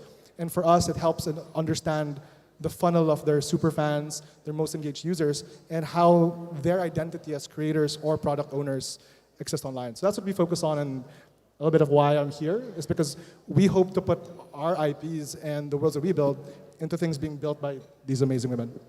I think that's very interesting, Joe, because you're talking about this funnel of digital first, right, with the community. And I guess when we talk about this, we also talk about different target audience and their backgrounds. So for this, I would like maybe to invite Brittany to share, because you have stepped on from Web 2 to Web 3, and I guess this whole new DGENS community might be a bit overwhelming for you in the first place, but what do you think? Well, I wouldn't say overwhelming. I just think that everybody's very active and collaborative, right? As I mentioned that I'm from a traditional Web2 sort of consumer or, sports teams. I've spent many years with Manchester United looking at how do we, a traditional sports team or entertainment IP, how do we engage with our fans in the most ultimate way, right? So that's why I think when it comes to Web3, I'm very, very excited that, these are, because Web3 and the blockchain technology is able to, bring the ultimate fan engagement, right, to everyone else. So I think with our project, with Planet Tota, we are basically creating a universe of superhuman characters with Asian nationalities. So back to the traditional IP business, we're creating a lore. If you're thinking about Marvels and DC, what do they have? Movies and comics, games, merchandise. So this is something that we're building that's targeting the traditional sort of Web 2 kind of audience, and also we are building NFT and metaverse. We want to definitely tap into the Web3 community, right? Because what we found is whenever we explain our concept, even without us explaining, they look at our project, they're like, what is going on? I want in, like when NFT, when mint, when airdrop. I'm just like, wow, I can feel the warmth from the Web3 community. That's overwhelmingly nice. So I'm very hopeful with that. And also, we cannot do that without, a storytelling aspect to it. So at the end of the day, like Joe mentioned, IP still makes perfect sense, right? Because we're not just trying to create another PFP project, but really the narrative, the storytelling through gaming, through movies, right? Through everything that's interactive, that sits within our metaverse, that engage with our community, regardless if it's from Web3 or Web 2. So we are talking about the difference between, I think, maybe Web 2 and Web 3, but of course we have some foundation here. When you talk about target audience, when you talk about storytelling and narrative, how that would resonate with your audience. I do think that, of course, we kind of have to consider, right, the difference in terms of background as well between Web 2 and Web 3. And given what you have shared, what Brittany has shared about, let's say the community building from Web 2 to Web 3, maybe to Karma, if you could share a bit more about, let's say, what are some of the different strategy that you have employed to onboard, let's say, Web 2 to Web 3. And do you think, should you start with the mindset that Web 2 first or Web 3 first before you develop your strategy? Yeah, that's the million-dollar question, the onboarding question, right? That we're all excited about. Let me first zoom out and maybe lay the foundation for my answer by saying exactly how ZTX is positioned first. Now, ZTX was founded in 2022 and is enabled by the IP and technology of Zepeto. Zepeto being the fourth largest Web 2, quote-unquote, metaverse in the world. And the reason we were founded is because the one thing we need to consider about Zepeto is that it's a very UGC-driven platform with over 95% of all transactions happening in-game being transaction of user-created items. So we have a very rich creator economy, and as these economy loops deepen and people discover Web3 and this new digital revolution, of course they are interested, both the users and creators, to enter that world. And we at ZTX want to cater to these new needs of creators and want to create a world where they can more deeply participate in that economic loop and the digital economy. Now, knowing that, you now have a situation where there is a very large Web 2 platform with an existing product market fit and a new ZTX platform, which is going to predominantly, in first instance, address Web3 degens, people who are Web3 native and already understand the entire NFT economy.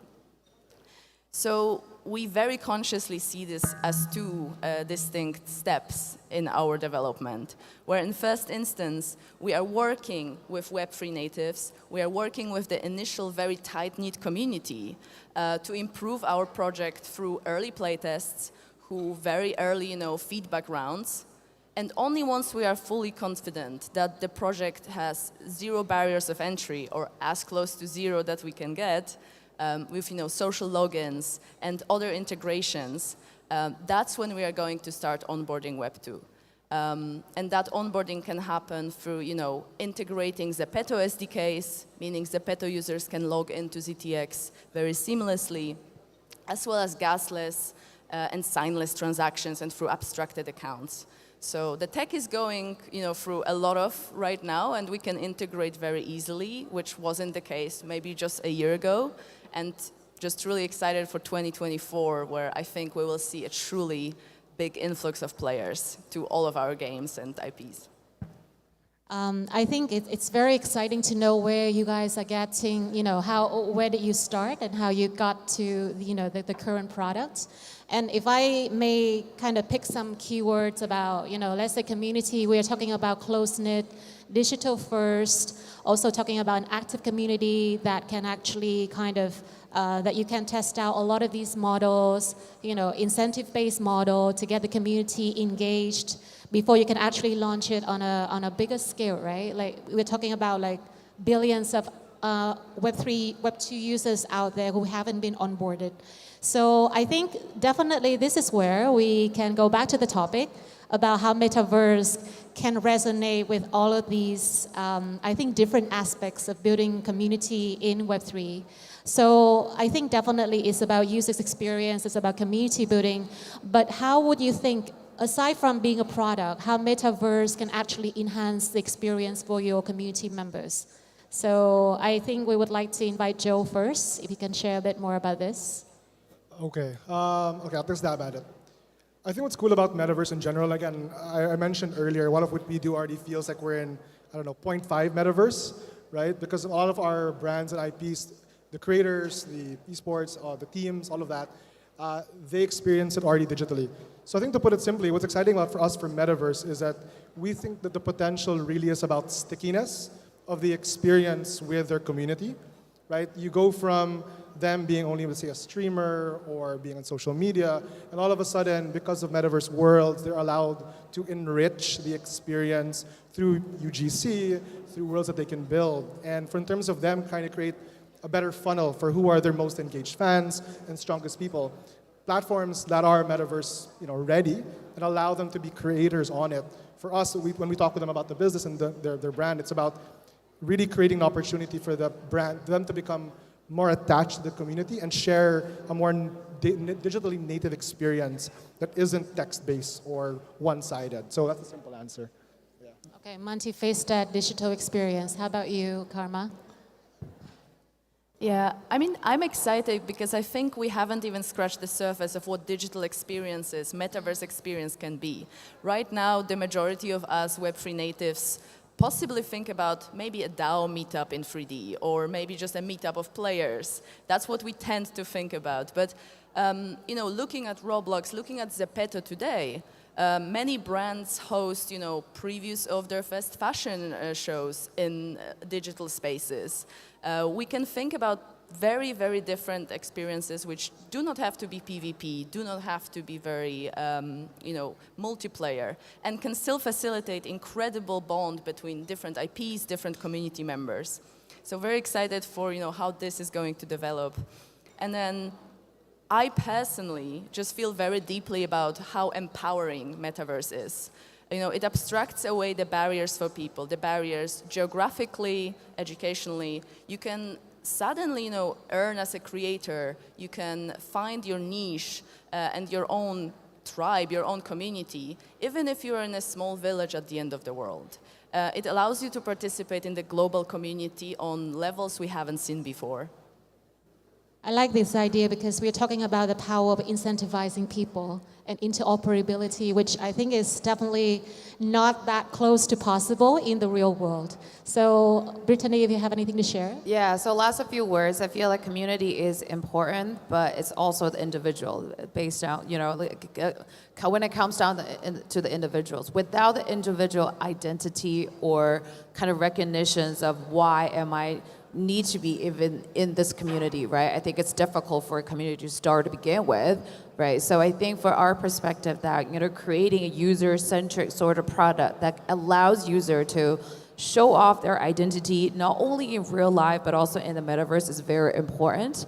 And then through the identity that they're creating, right? And then they can find the community that really they feel like they can belong to, you know, the sense of belonging, right? The inclusivity, and that's not just, it's not just like, oh, I think there is definitely a lot of FOMO situation, but I think in this world, especially given the identity play, it's a lot of, to channel the individuality as well, right? I think it's, but also like, even if you are very cool, but you're unique, but you're able to find the same sort of population and community that you belong to. So I think it's the me in the we, right? So having the individualism and be able to recognize it and then find the different groups in the community and stick together. And on top of that, Metaverse provides a tremendous amount of content, incentives, right? And gamification experiences. I think having the meat in the weed is very important.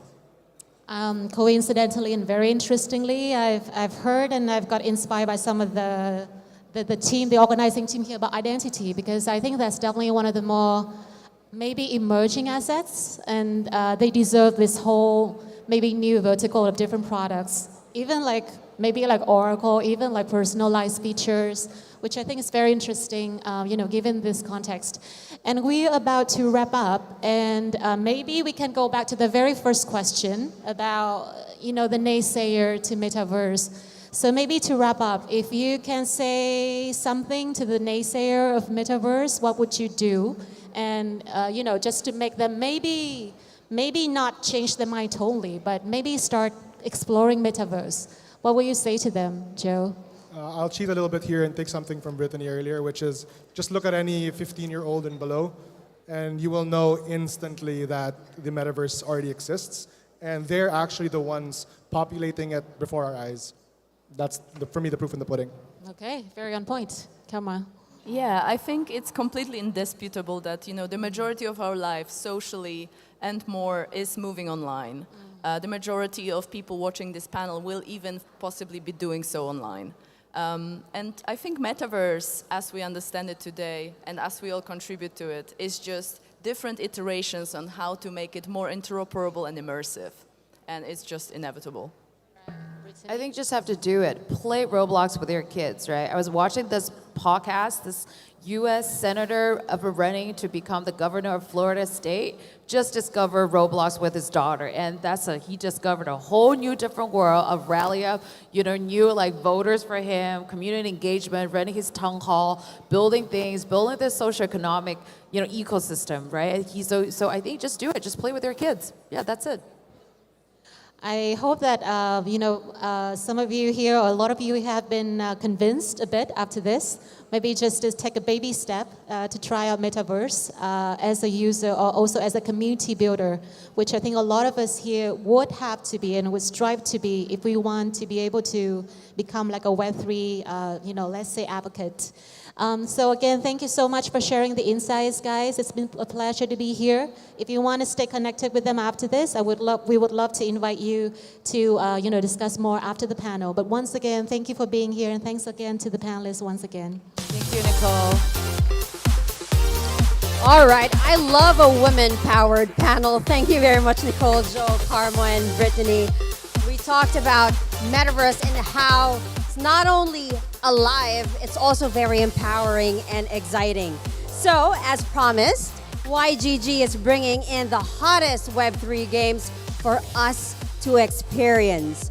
We are about to kick off a game showcase for Ragnarok Landverse with superstar streamer. Yeah, give it up for that. Give it up for Ian Mercado and Munchies. And we also have a community giveaway. Who loves a good community giveaway, right? Over the next 2 hours, you already know, we have lunch being offered at the side of this ballroom. For the VIPs, you can head over upstairs to Narrow Lounge on level 4. But do hurry back because you don't want to miss your chance to win with YGG. All right, now, without further ado, let me hand it over to Ian and Munchies.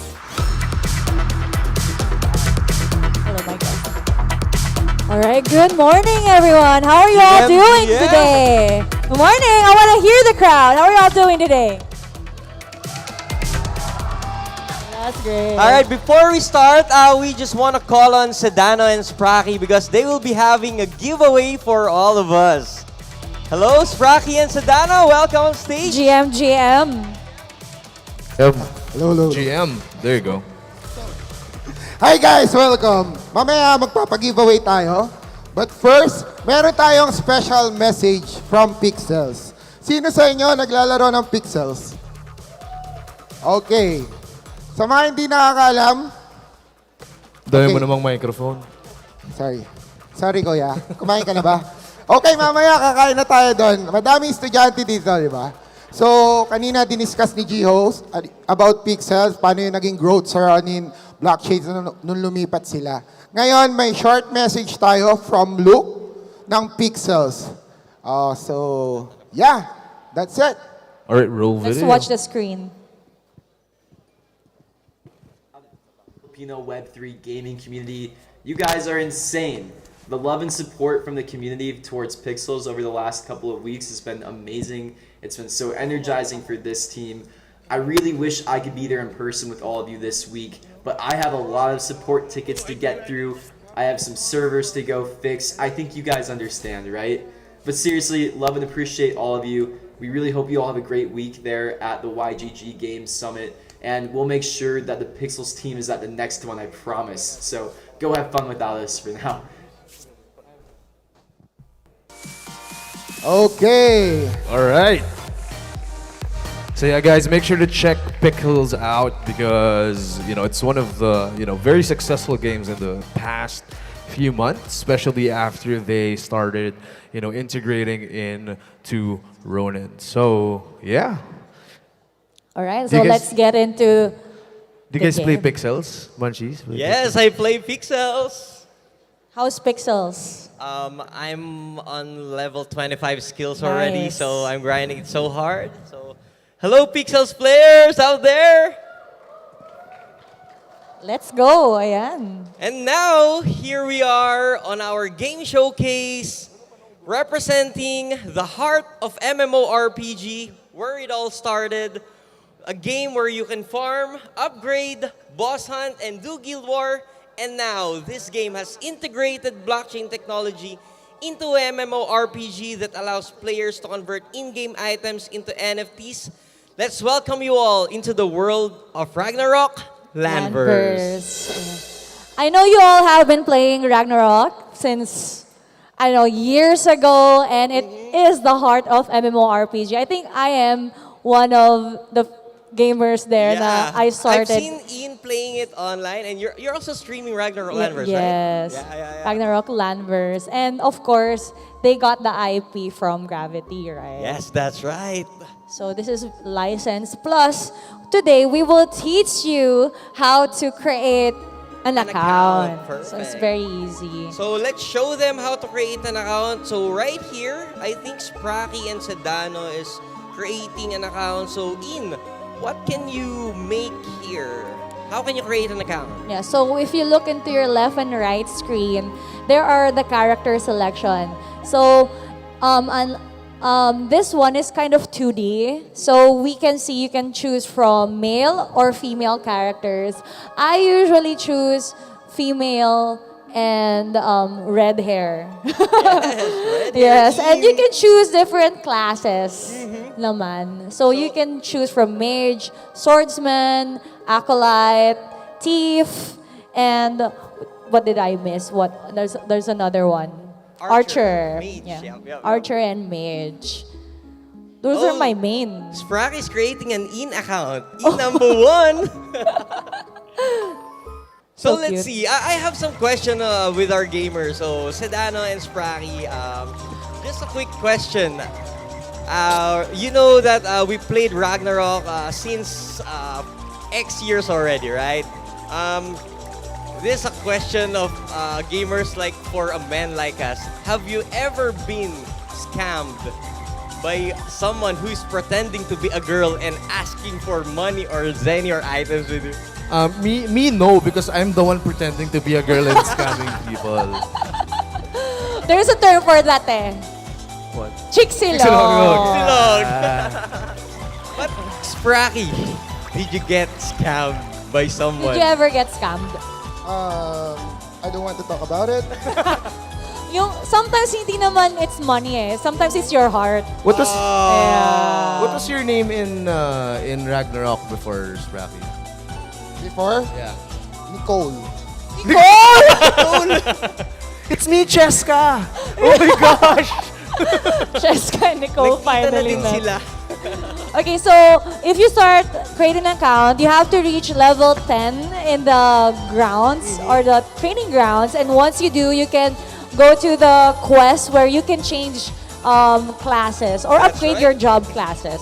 So as you can see here, you need to put your in-game name or the name that you registered so you can come into this area where you can get some free job levels, free pots, and free experience before going to the training ground. That's right. So you have to talk to the NPCs to get actually That's free right. experience points. And right now, after changing your job, this will be the character that you will get. So Spracky here started as an acolyte, and after changing his job, right now he is called Father Sprayky. Father Sprayky. So what to expect in the game is actually like the old Ragnarok. So the pets are the same. So you have to tame them. And you have to level up, join guild wars. Yes, that's right. So we do have a War of Imperium. I think it will be happening this coming November, the first playtest or the first test of War of Imperium. So all the gamers, be prepared if you're playing Ragnarok Clanverse. Come and join us to our first playtest. That's great because I think most of the guilds has been preparing for the WoE Yes, for a longest time. And I think everyone is really excited for, of course, the rewards. The rewards is secret. Secret. Secret pass of the moment. And before going into the War of Imperium, we should make or upgrade our characters. So right now, I think Spracky and Sedano are looking for some mining place for them to. So this is the new thing about the Ragnarok Clanverse. Can you tell us about the new what's happening in the Ragnarok Clanverse that we didn't see before in our original Ragnarok? Yeah, so aside from the marketplace, they also added a mining feature where you can go around the maps and you can mine adamantine fragments. And these are converted into adamantine blessings, which can be used for crafting. And also in the future, these crafting materials can also be converted into tokens that can be swapped. That can be swapped for cryptocurrencies. Thank you so much for that. So right now, a lot of changes that happened here in the new Ragnarok Clanverse that has been integrated into blockchain. Are you excited on our Ragnarok Clanverse update? Super excited. I'm actually planning to stream it again this Let's December. go. Can you give us some streamer codes for that? Please. Watch my stream. I usually give out like codes, like pots and field manuals. Can you give me some Zenny, please? Si Monchis parang yung mga nandun sa payon. Looking for Zennies. Please, Zenny, please. So right now, they are looking for some mining. That's 2 minutes, all right. So they're looking for mining spots where they can at least find adamantine fragments. Yes, so that adamantine fragment can be converted into adamantine blessing where you can use for upgrading your equipments. But be careful because when you upgrade, it can be destroyed. So be careful Pwede and siyang upgrade. mabasag. Yeah, huwag mabasag. Ayan, nakakita na sila ng mining. And sometimes what you can do, ayan ang ginagawa ni Sedano right now. He is killing someone. And alright, Spracky is here. Also seen one mining rig here. And what he's doing is he's attacking the assassin to get the mine from him. In this battle, actually, a lot of players are going to the mining That's right. And then that's first right. one to get killed will probably get the blessing. Yeah. So when mean you the go to fragment. the mining area, all of the mining areas are PvP areas. So you cannot hide or run. If they see you mine, they can kill you and steal what you're mining. So right now they're trading. What are you guys trading? One Zenny. So they're sharing the love for each other.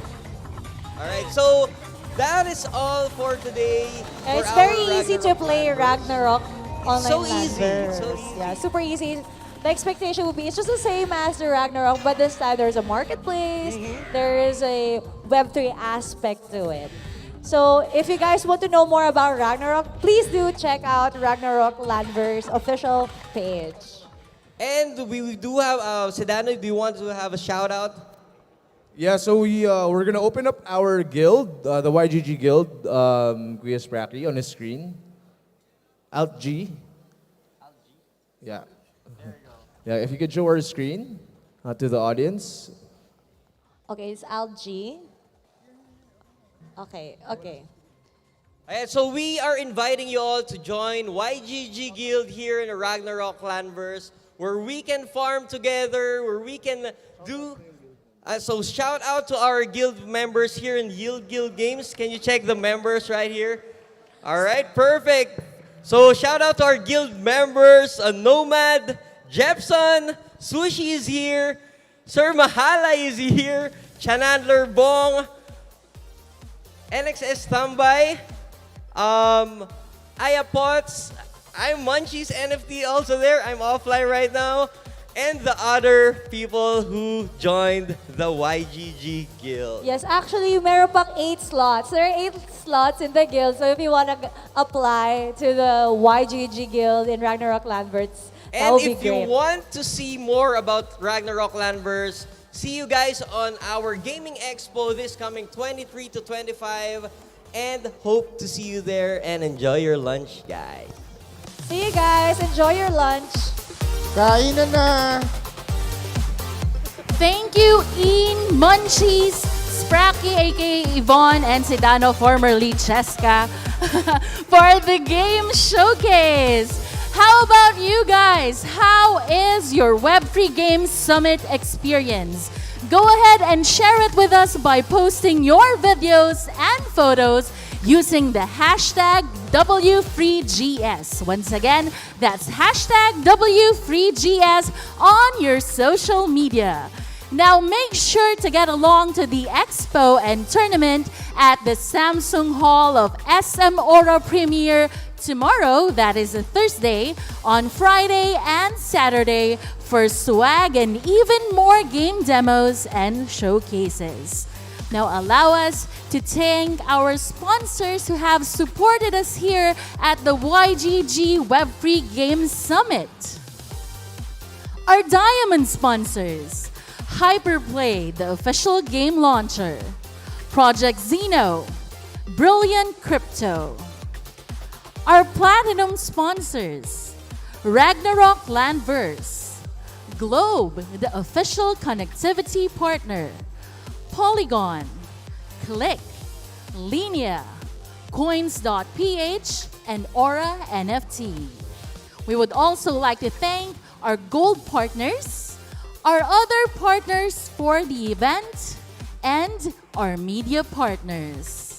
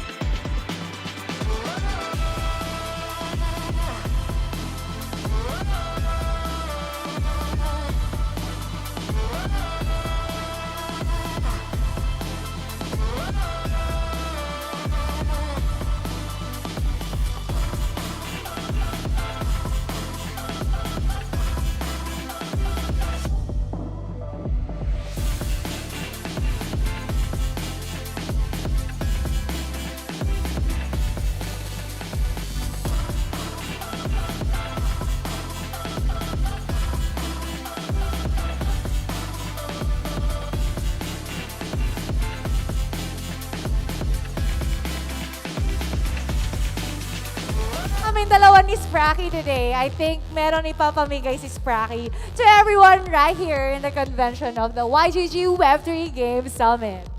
Sa mga nakapila dyan, kumakain, after yung makakuha ng food, balik tayo dito sa upuan at mag-start na din yung next. Pero bago yan, meron tayo pamimigay.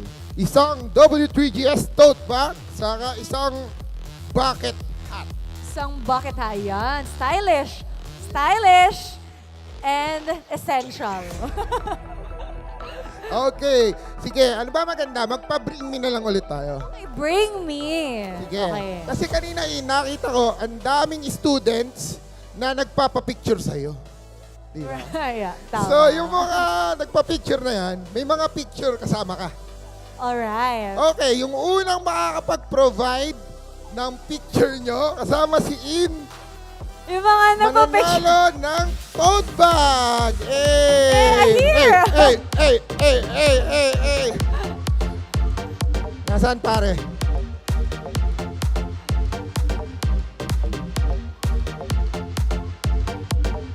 Ayan! Okay, Good morning na good morning. GM na GM. You can go up here. Balik ka dito, pare. Ayan. Pare, ano pangalan mo? Daniel po. Daniel. Ano masasabi mo? Fan ka ba ni In? Yes po. Titigan mo nga siya sa kanyang mga mata. Okay, congratulations at nanalo ka ng tote bag. Congratulations! Okay, picture.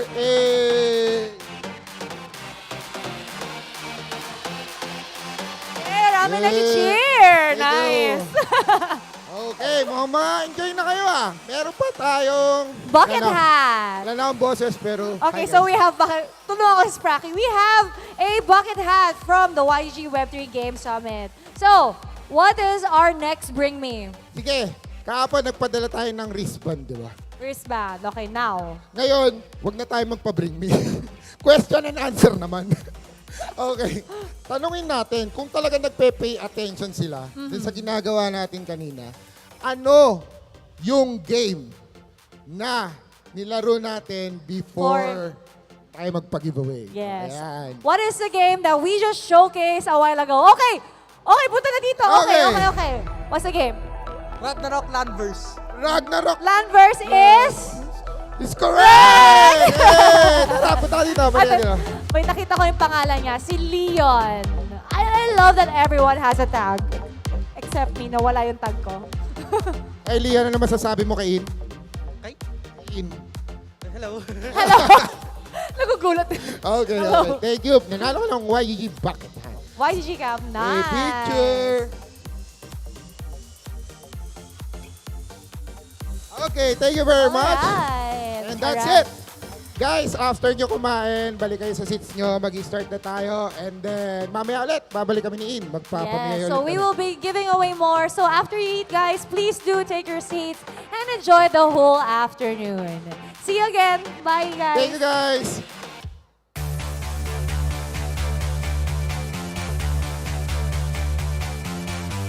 What a way to close out the first session. Did you guys enjoy the community giveaways? Did you like that?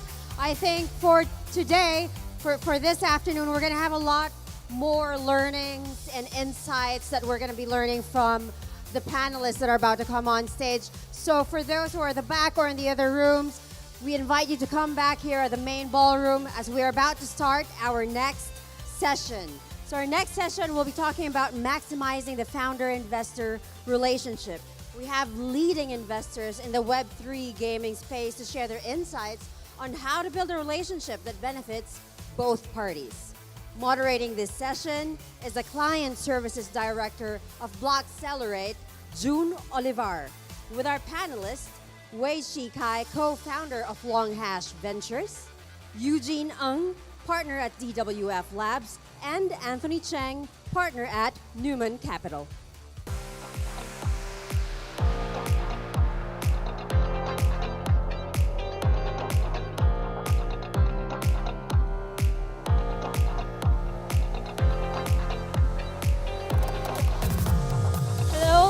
Hello everyone. Good afternoon. Well, some of you are getting lunch. Some already did have their lunch. For those who haven't yet, don't worry, you're in for a treat. So now we're gonna explore maximizing the founder-investor relationship. The full value of strategic investment is only realized when founders and investors are aligned and working together. So in this session, our leading investors here in the Web3 gaming space will share their insights on how to build a relationship that benefits both parties. So whether you are a VC or a project, take note. Okay, before we dive in, please share a bit about your company and how you are doing so far. How many startups, projects do you have under your portfolios? Shikai? Hi everyone, Shikai here from Longish Ventures, and we run an accelerator and fund. We've been around since 2018, bootstrapping ecosystems. So we've worked with, starting from Polkadot, Filecoin, now with Safe, Neutron, and the ZK cohort, and so on. We have supported more than 150 startups in our, 75 to 80 startups, and helped them raise more than 150 mil at the early stage. And we've collectively across the funds, we also invested in more than 100 startups now. So a lot of portfolio experience to draw from. Eugene. Hey guys, Eugene here, founding partner of DWF Labs. We are leading market maker in the space. We trade, more than 60 venues today across both DeFi, CeFi. We have close to 400 portfolio companies. We invest market made across different sectors, and especially with gaming, being really trendy, we've taken a special interest. We've recently market make invested in companies like Shrapnel that was recently listed, and so yes, we're positioned to support good founders, great teams, and a good story. Thank you. Coach Anthony. Anthony here, New Win Capital.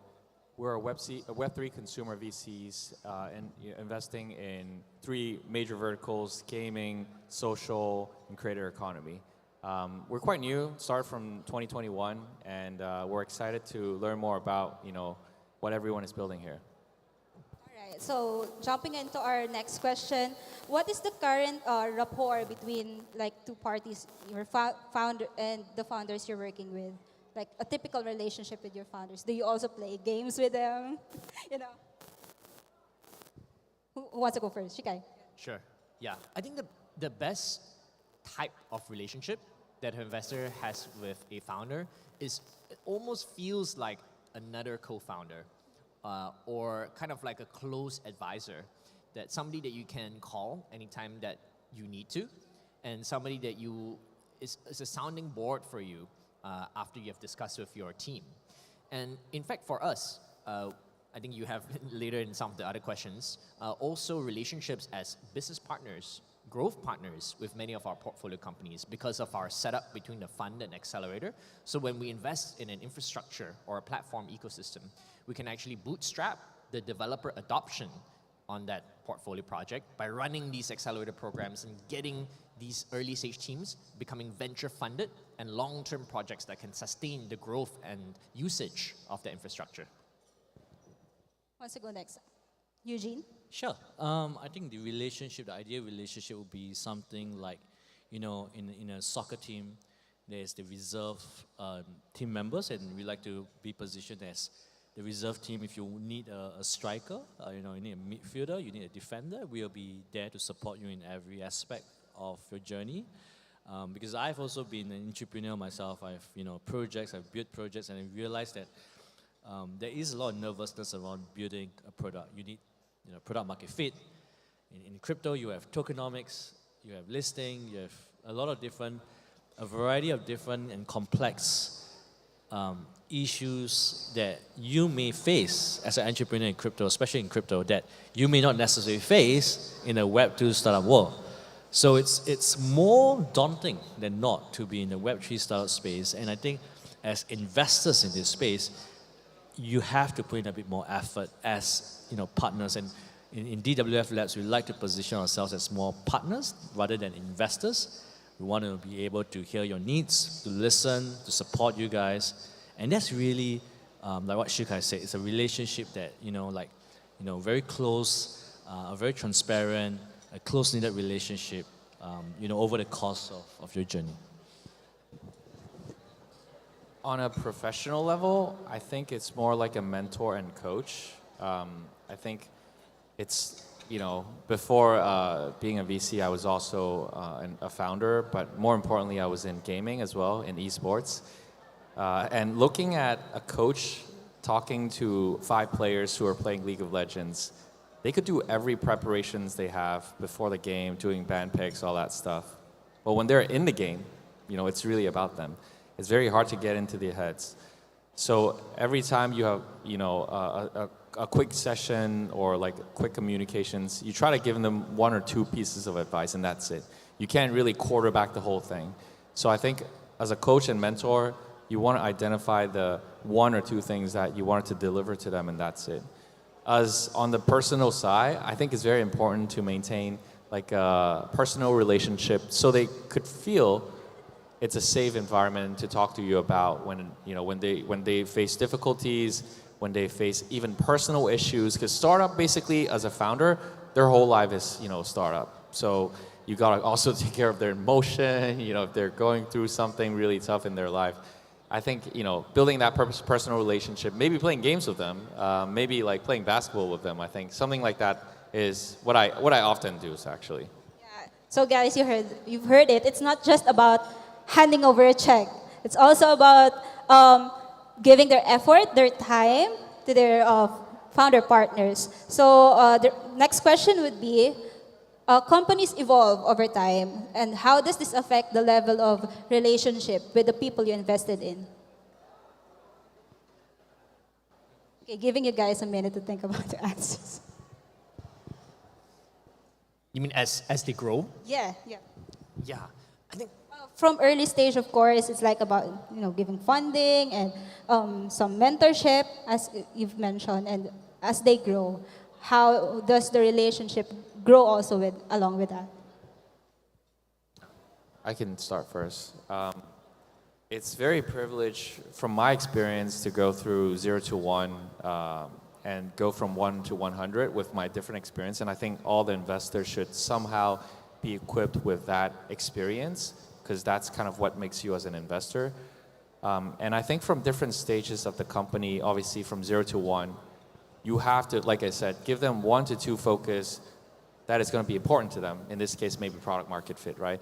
But from 1 to 100, that's a completely different, you know, startup.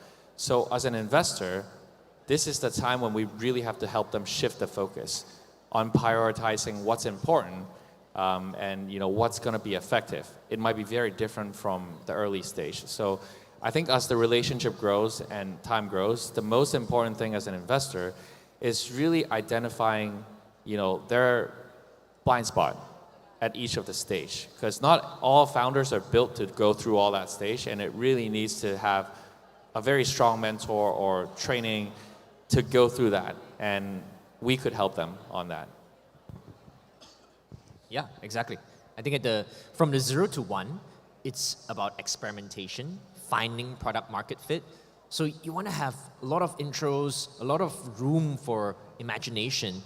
And once you hit that product market fit, and you know when you do, then it's, as you said, doubling down, focusing.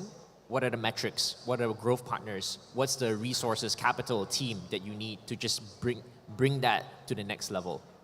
So being able to step back and looking at the industry, looking at the other players, or looking at the timing of the entire crypto cycle, I think that's what the investors can help give perspective, right? Because we're not in the weeds all every day executing there. So sometimes it's hard to tell when you're doing it every day whether you've hit that point, or whether like, am I spending too much time doing things that don't scale now, and now I need to scale. I kind of agree with both, you know, Anthony and Shikai. I think more importantly for me, whether it's 0 to 1 or 1 to 100, you know, we like to position ourselves as users of our startup's product. So in most cases, when we invest or partner up, we actually want to be users. And by becoming a user, you actually are able to give really good feedback and advice. You tell them, hey, you should do this because, you know, it's not giving me, you know, this user experience and whatnot. So being a user is potentially, I think, what every investor should try if they're investing in the startup. You know, it shows that the investors taking an interest, and it really helps, the startup with their blind spots. But if you're not a user, you can't really give very directed, very genuine, and actually very actionable advice that can actually help their products. So I actually think that, being a user is perhaps the best way of helping these early stage startups companies. Yeah, you can be the most honest user feedback. We're the biggest cheerleaders, but also the sharpest critics. Okay, awesome. Thank you for that. And jumping right into a kind of like controversial topic, and I'm very curious to hear your thoughts on this. So there's a lot of drama recently on Twitter about the recent ousting of OpenAI CEO. So in these situations, how do you avoid such scenario? Or do you have like experiences similar to that? Well, I think we're lucky in the crypto industry to not have that kind of high-profile board shifts. But I think the main challenge you see at the early stage is founder breakups. I think what we see in OpenAI is a very clear difference in vision and priority. Right? Like maybe one side was more towards safety, slowing down, one side more towards, hey, we need to get it out there, maybe somehow, and then we'll control it. In crypto, we often see the same thing as well, right? Some founder might want to say, hey, we need to go fully open source, decentralized, and another founder might feel that, hey, no, let's go integrate it, let's go, attack this really niche market. And what we end up seeing is that sometimes it's more suitable that you actually break up and have two different companies and two different directions. Because if you have this tension all the time, and especially if both unhappy, then it's not going to be effective, right? You're neither here nor there. You're going a middle of the road approach. And while both directions can work, it is better to resolve it early, and it's better to set it up right when you start, such that you have vesting, you have clear aligned mission, and in the case of a breakup, then you know what kind of like team resources will be distributed between the founders, or in this case, between the board and the founder. Eugene, Anthony, what are your thoughts? Yeah, for me, I think it applies mostly to later stage companies where, a board is being, elected. And typically, the advice, I think, the takeaway here is you have to elect board members who are aligned with management, right? I think that's number one. Number two, I think that there has to be a level of transparency and clear communication between the board and the management. But I think taking a step back, and I believe the audience here are perhaps, we are building into earlier stage companies.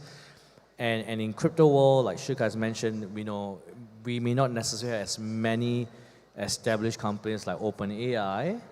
And I think in the form of a crypto native sort of board, I will view them as perhaps a DAO governance, right? A DAO governance, you have a council and you have elect some members of the multi-sig, a council.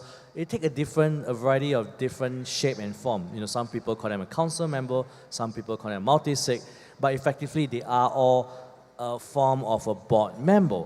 And I think this again applies to whether is it crypto, whether is it OpenAI, or whether is it a small or large, DAO.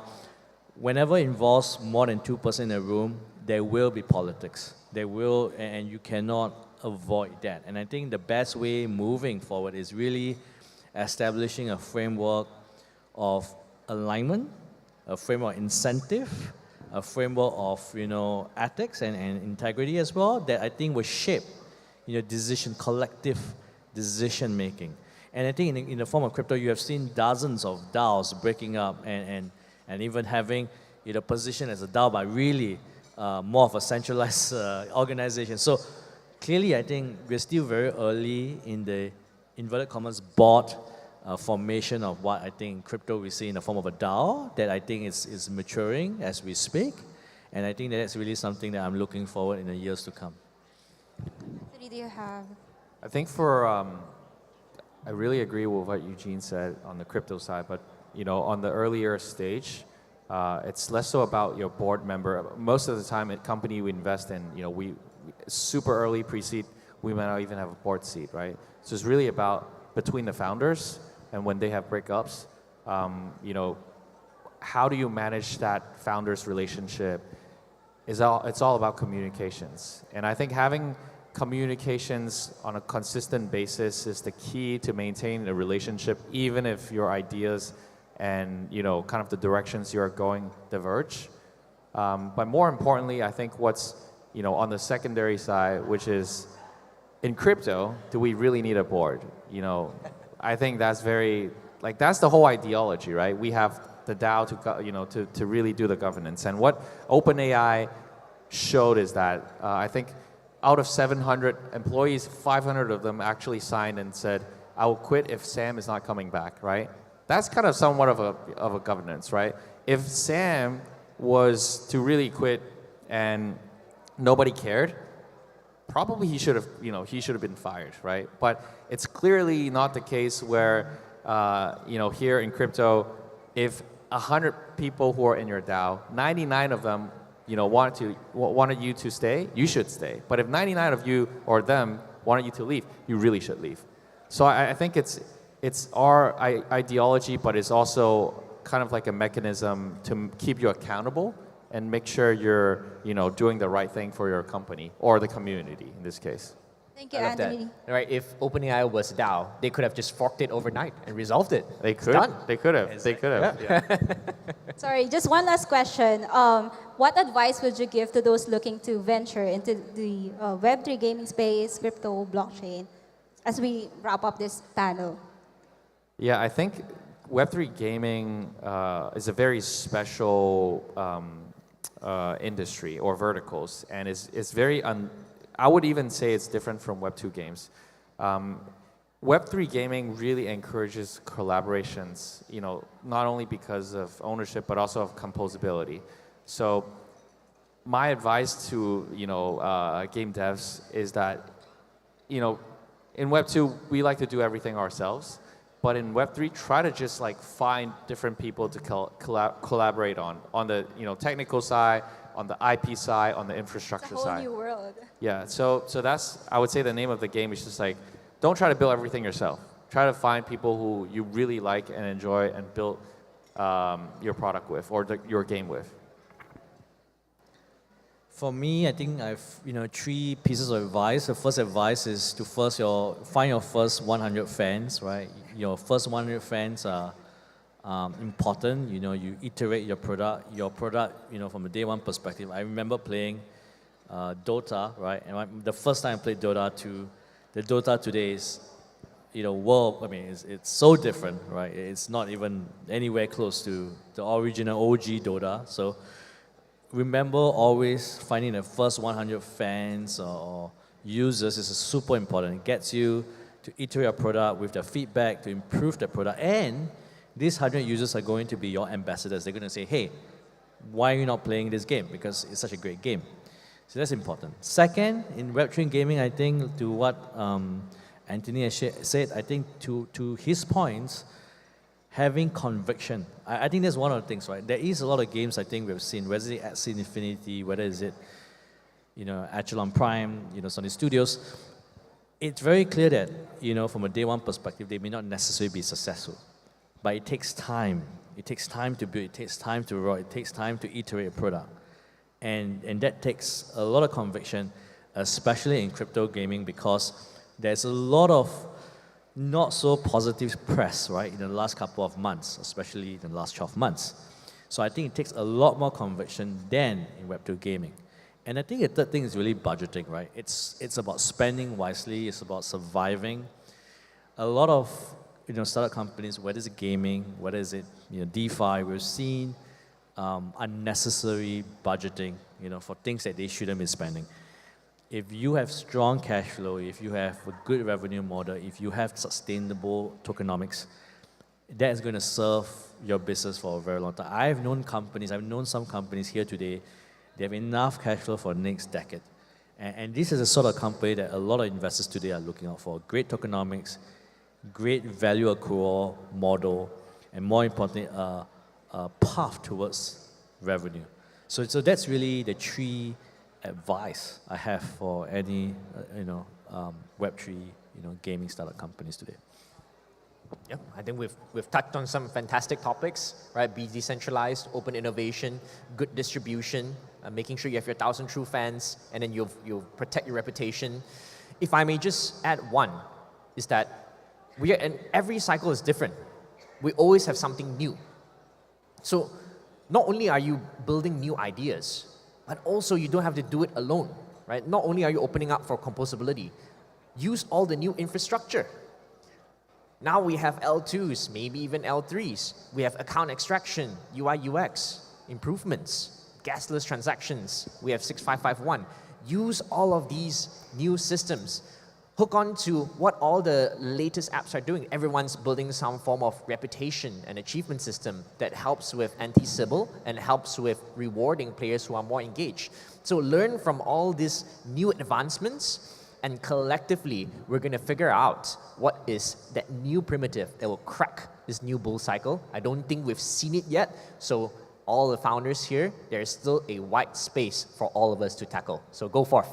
Awesome. This has been a very insightful discussion. And for our audience, I hope you took note and ready your elevator pitch for this three. Thank you very much, everybody. This has been June Olivar from Blockcelerate. Have a great rest of your day. Thank you, thank you. Thank you, everyone. Thank you to our panelists. Thank you, June, Shikai, Eugene, and Anthony. What are your key takeaways from that? I took some notes, and I remember collaboration, communication, cost efficiency, and I think the other one is conviction. So those are important. For our next session, uniting creators, brands, and gamers, we'll learn about how the Sandbox has been able to foster partnerships with artists like Snoop Dogg, Deadmau5, major IPs like the Care Bears and The Walking Dead, as well as corporations like Atari and Warner Music. Leading the discussion is the brand director of Planet Tota, Brittany Lee, and the co-founder and CEO of the Sandbox, Sebastian Bourget.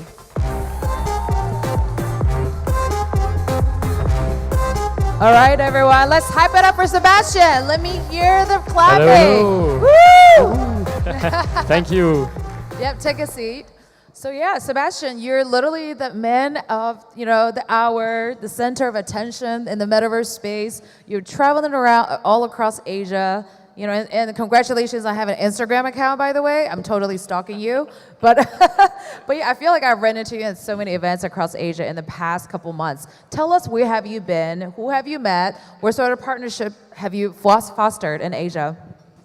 All right, so if you look a little bit at my travel log, like I was in Hong Kong at the beginning of the month, then we went to Turkey, to Thailand, and here afterwards Lisbon, Amsterdam, and finally Philippines. So that's already a lot of different locations in such a short amount of time. That's also very aligned with the idea, we want to grow an ecosystem of creators, and we want to really bring the opportunity of the metaverse to all those different markets that have already a lot of content creators, that have a lot of players, and that understand much better what we are creating, our vision for the metaverse, empowering anyone to become a creator. And it's true that Asia actually is definitely leading the way. So over the last 12 months, yes, big round of applause, Southeast Asia and Asia, that includes Hong Kong, Korea, Japan, Thailand, Singapore, Turkey, India, and now we're looking at Philippines. Those are markets that really understand Web3, blockchain, and the user-generated content, the creator economy, and how they can keep engage into it and leverage it, not only from the brand perspective, but also from the creators and the players' perspective. Right. That's absolutely amazing. I remember reading one of your articles. Again, people were asking the question, is metaverse dead? You said it might be dead in the West, but it's hot and hyping up in Asia, right? Yeah, you can feel it. The room is full today. Yep. We keep announcing new brands. Over the last 12 months, we grow 20% to 5 million users. That is we crazy. have over 800 partners, so 10% increase. So I feel it's just a matter of optics. Asia has definitely been leading the charge in the growth, and you just have to like the world is not flat, basically. There are different markets that move a bit faster, and you have just to focus your effort on those markets which like are really keen to explore, keen to experiment, keen to be the first and the pioneers in this space. Right, I love it. I think Asia is definitely the land for Web3 adoptions, and people are just very open-minded, right? They want to experiment. So we were just talking about there's so many IPs, celebrity creators, and you have taken them on board, right? And what are some of the big names? Let's name drop. so I think everyone is familiar, of course, with Snoop Dogg, Warner Music, Steve Aoki, Paris Hilton, or Atari, Ubisoft, Time Magazine, as a few of like the most largest Western brands that we onboarded. People might not be as familiar that we also onboarded a lot of Asian brands, like One Championship from Singapore. We just announced Shemaru in India, which is one of the largest like Bollywood entertainment brands on par with Warner Music, etc. We just announced in Japan we have like Captain Tsubasa, Toei Animation, Feast of the North Star. In Hong Kong we brought like large like partner like Ocean Park, or we have in Korea like Lotte World that launched an experience. Attorney Woo, like if you're following K-drama on Netflix, this is the #1 show, and they just launched an experience in Sandbox. So it's our approach is like really to bring the brands and content in entertainment and beyond that matter to people locally, and then we'll give them a reason to be onboarded, to go play, to go engage, to go connect as fans with those. And even going further, because we feel like the opportunity of Sandbox is really to turn anyone into a content creator, let them develop their own story, their own adventure, share their creation, publish it, and like keep expanding the brand presence as they co-create with their fans. That is incredible. I mean, all the names you just dropped, I don't even know how you remember all of them, but that was incredible. So just going back, walking down the memory lane a little bit, do you still remember your first meeting with the brand, creators, celebrities, and what was that like? Did you have to explain them what the metaverse was all about at that time? Yes, I think like not only the metaverse, but NFT and blockchain. Back then, like there was no Web3 department. They had very little understanding yet of like what that technology was and what it brought. So the first partners that we onboarded, like we really had to do a lot of like handing them, taking them by the hand, explaining and showing what can be done, what's the utility on the platform. I remember like the first brand we announced was Care Bears, then followed by Smurf, followed by The Walking Dead. Those partnerships took us over 12 months of meeting to like really convince them that it's not just about the technology, it's about the experience we'll bring to users, that the technology is just like one part, like empower them. Like we showed them as well, like we had a lot of experience from before in our, like we've been 15 years in gaming. We've been working with brands and IPs before, so they understood like we have experience into like taking the characters, taking the stories, expanding those and in a meaningful way for them. And that helped us to like sign those first partnerships. Moving forward, like once you have done it 1, 2, 10 times and you already showcase that you can launch, so it's not just announcement, but like launching experiences, launching avatar collection, launching game jams, like those video game competition where you can create for your favorite brand or game, like what we've done with Steve Aoki or Walking Dead, or right now with the Avengers Sevenfold. They see the potential much faster, and they tend to trust the platform that already have like concrete showcase and build a good reputation for themselves. And overall, like moving on, it took us, that's 5 years of progression. It's also the result of having like very active and engaged community in different regions of the world, and people that represent Sandbox to help us to actually keep growing that ecosystem overall. And one of the key success of Sandbox is like we don't just do it all by ourselves as a Sandbox, as a company, but we've built, we've grown an ecosystem that now counts over 250 studios, trusted partners that we onboarded. We train with various resource workshops. We provided access to builds in advance, to our roadmap, to case study, and more. And those are directly those studios, those agencies. We call them metaverse builders, metaverse agencies, metaverse creators, who go and talk by themselves to the creators, to the brands, and bring them on board. For example, McDonald's in Hong Kong wasn't our effort. It was directly one of those metaverse agencies that we train. And then we're just behind the scene supporting with the marketing, the activation, and so on. And it's quite exciting to see now we're no longer limited by the manpower we have to launch maybe 100 experience a year, but it can scale 10 times more, 100 times more to 1,000 of experiences thanks to that ecosystem. That's incredible. I guess we were just talking about that in the backstage a little bit. You know, it's not only just the sandbox, the metaverse experiences that's providing to people, but also the new forms of business model that comes out of it, right? Like you mentioned that, we don't know, maybe we meet a partner, they introduce you to something else that's new ideas being poured into this, it could be something, right? So I think that's the beauty of, I guess, what you're trying to kind of leave for Sandbox as well. So, I mean, just from a personal questions, what was the conversation like between you and Snoop Dogg when you tried to get him on board? Was he smoking at the time? We all know that he quit smoking. So, well, the story to bring Snoop Dogg is actually, we didn't meet Snoop Dogg himself first. Like, when you work with brands, they have agents, they have people in charge of managing their brand, their license. And we met his manager. And his manager really got into Web3 himself. He started to buy NFT and collect. And he was advising Snoop, you should also build your own collection of NFTs. You should buy a Bored Ape. You should buy a land in Sandbox and so on. And so that conversation really started with Nick Adler, name of the manager of Snoop Dogg. And because he helped us to explain the value proposition, the idea that we can create a space where anyone could visit Snoop Dogg compound, his house in LA, and run his first concert in the metaverse, that it all clicked together and that it happened. And then I actually met Snoop Dogg only a few years later in Paris, once he came to a special private concert for the Snoop Dogg avatar holders and landowners. So this is a great moment, even for myself as a founder, to connect.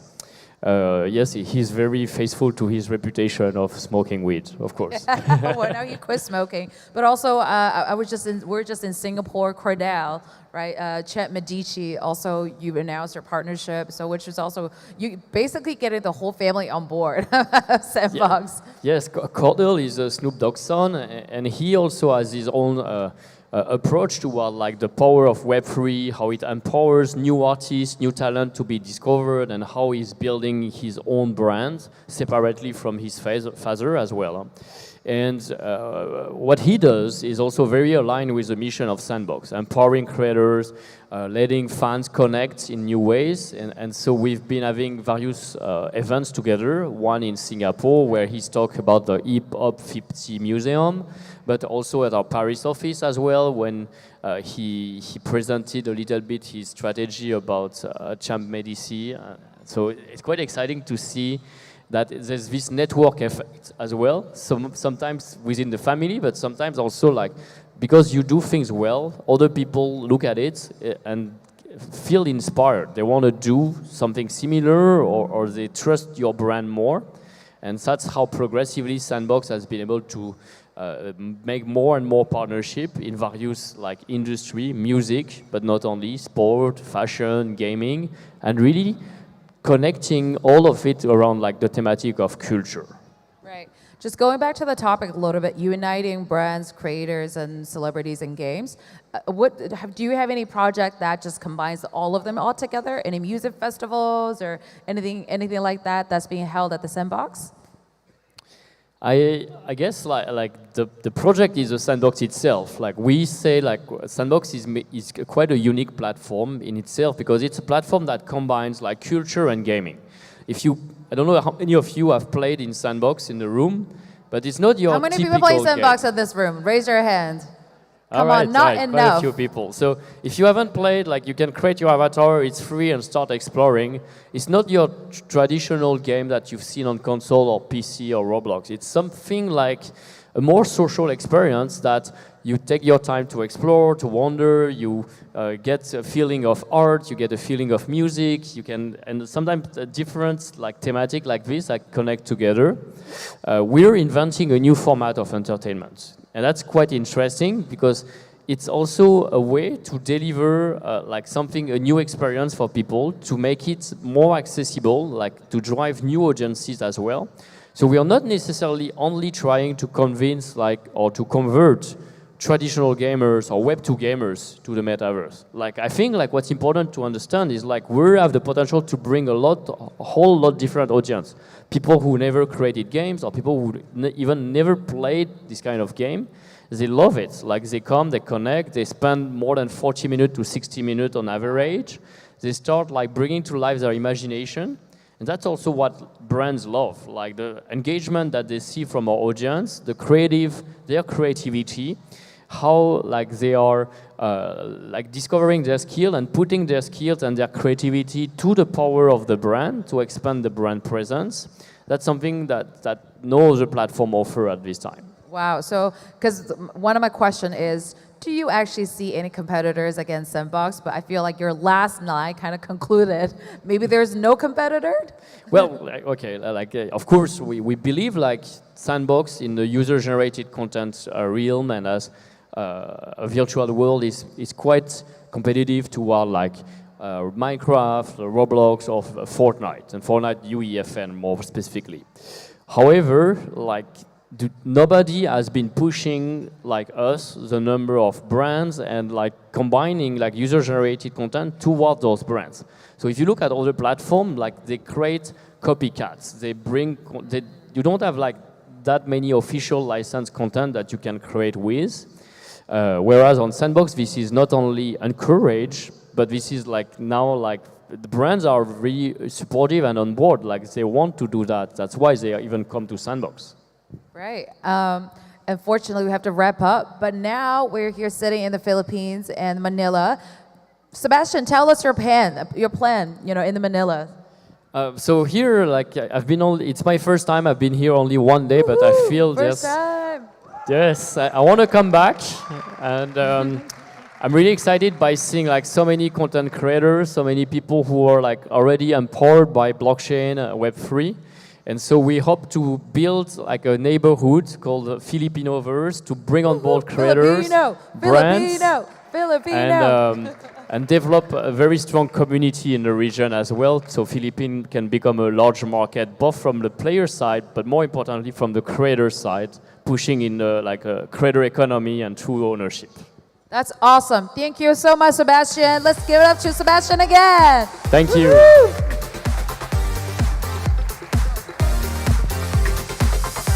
Thank you, Brittany, and thank you, Sebastian. We'll take you up on that offer. We hope to see you again here in the Philippines and do more around the metaverse and what do you call the Filipinoverse. All right, now we present Turnaround Kings, buying a project you love to give it a new lease on life. Our two guests went well beyond sweeping the floor of a major NFT collection. In a unique public chat, we hear directly from the central figures behind two of the biggest NFT IP acquisition stories ever. Pixelmon and its Web3 icon Kevin, and Emfarsis. Okay, what is the process of buying an NFT project? What does it take to turn around a project around? What is next for these two powerhouses? We welcome to the stage Julio, CEO of LiquidX Studio, owner of Pixelmon, and Wei Zhao of Coins.ph, and senior advisor to Old Fashioned Research, the investment fund that acquired the Emfarsis IP.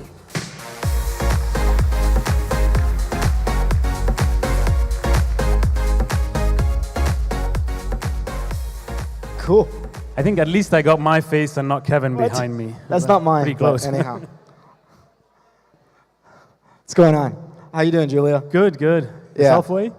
Good. Why don't you just introduce yourself first? and then I'll kick off. and then we'll get the conversation started. So guys, I'm Julio. As we were introduced, we at LiquidX we acquired Pixelmon. It was a year and a half ago now. Maybe a backstep before that. Before that, I was part of the Zalora team. How many people have shopped on Zalora? Let's see if it's more people that... It's more hands than Sunbox had, huh? So jokes aside, left Zalora a couple of years ago, threw myself in this space, and ended up buying Pixelmon, Wild Ride. It was because I loved Kevin above all.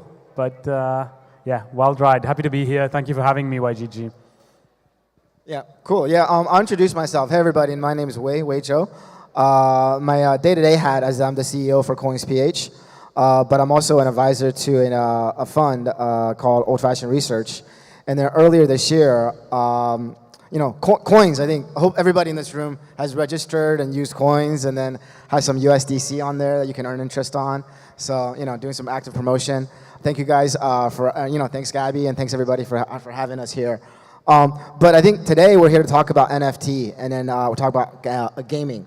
And then, and I think, the last, I would say like the last wave of this crypto bear market hit the NFT market, I think in August of this year. But I think the market has definitely rebounded.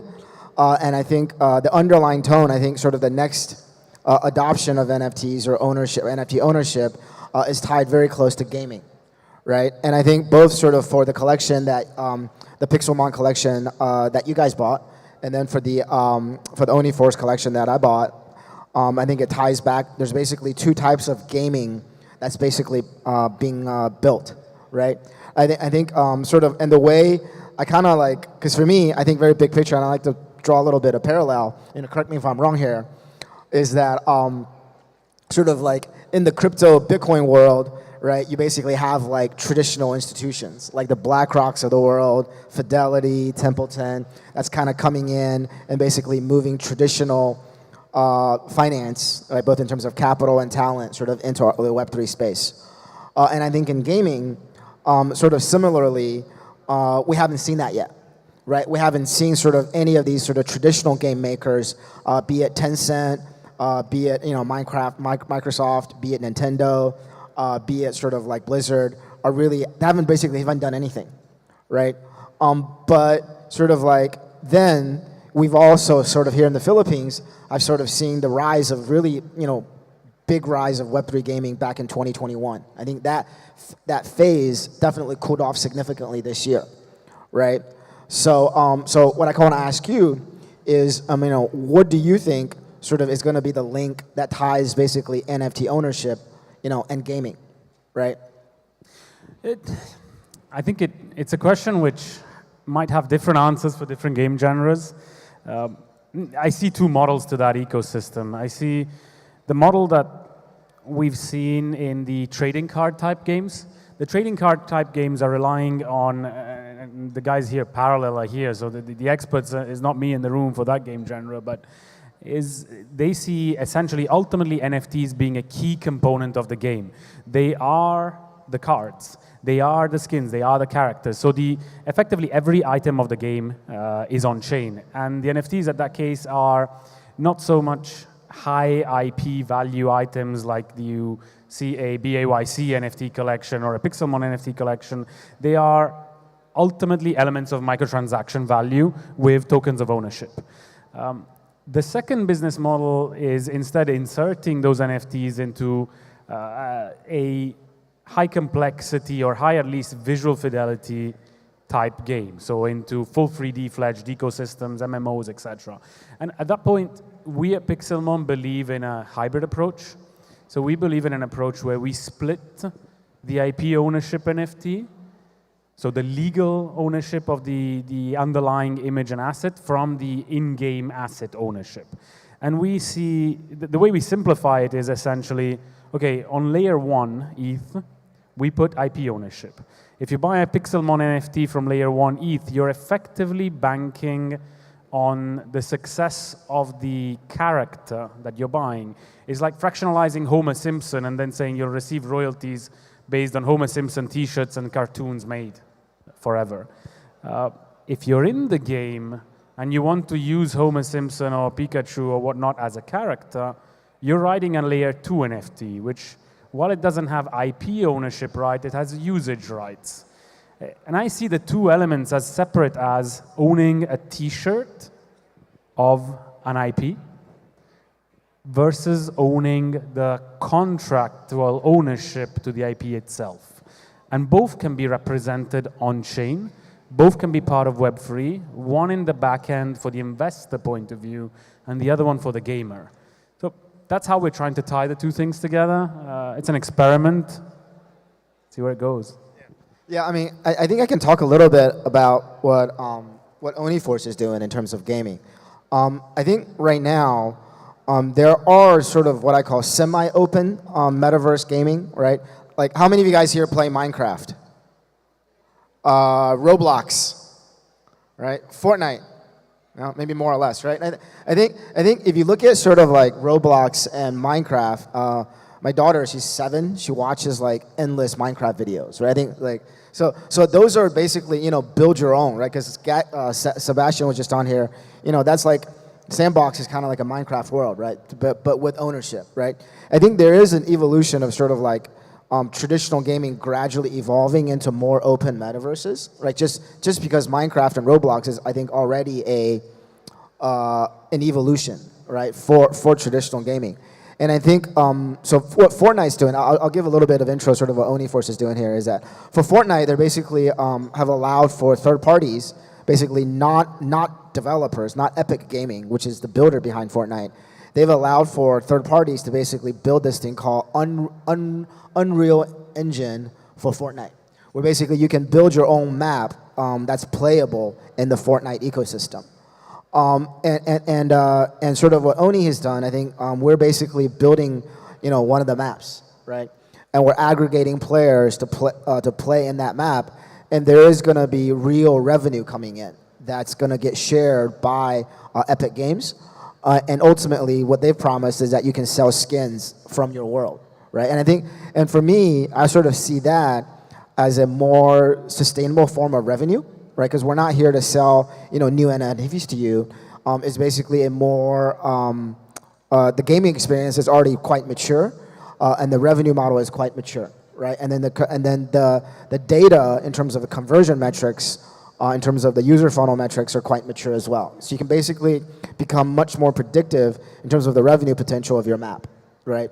And you don't have to worry about sort of, I think, asset balancing, right? Which is, I think, a big issue, and inflation, right? Which is a big issue that I think Web3 games have to deal with, right? And I think you sort of have to figure out a lot of that out from day one. And ultimately, there's going to be an underlying point system that's tied to NFT ownership, that's going to tie to basically rev share, ultimately to the NFT holders, right? But the problem is that that doesn't do one thing that I think Web3 game does, which is ownership. Like, one of the best things about Web3 games is that it actually gives you digital asset ownership, right? And then if you think about the flow that I just said, there's no ownership in there, right? Unless you go and actually buy that NFT, right? I think it'll be good, I think, for long-term value accretion to that NFT, right? Unless we basically, you know, come out with other collections that have different types of economics tied to it. So I do think that, you know, both collections are evolving from basically simple either PFP pictures, right, or just random, you know, large collections, are evolving sort of up to the next stage, which is basically how do you know, bring economic rights, how do we build an IP, you know, based on sort of these NFTs, right? And then I think that touches sort of the second thing that I want to talk about, which is what do you see as sort of like the IP potential, right, for PFP NFT collections, right? IP potential. So I mean, I go back to the very reason why we acquired this project.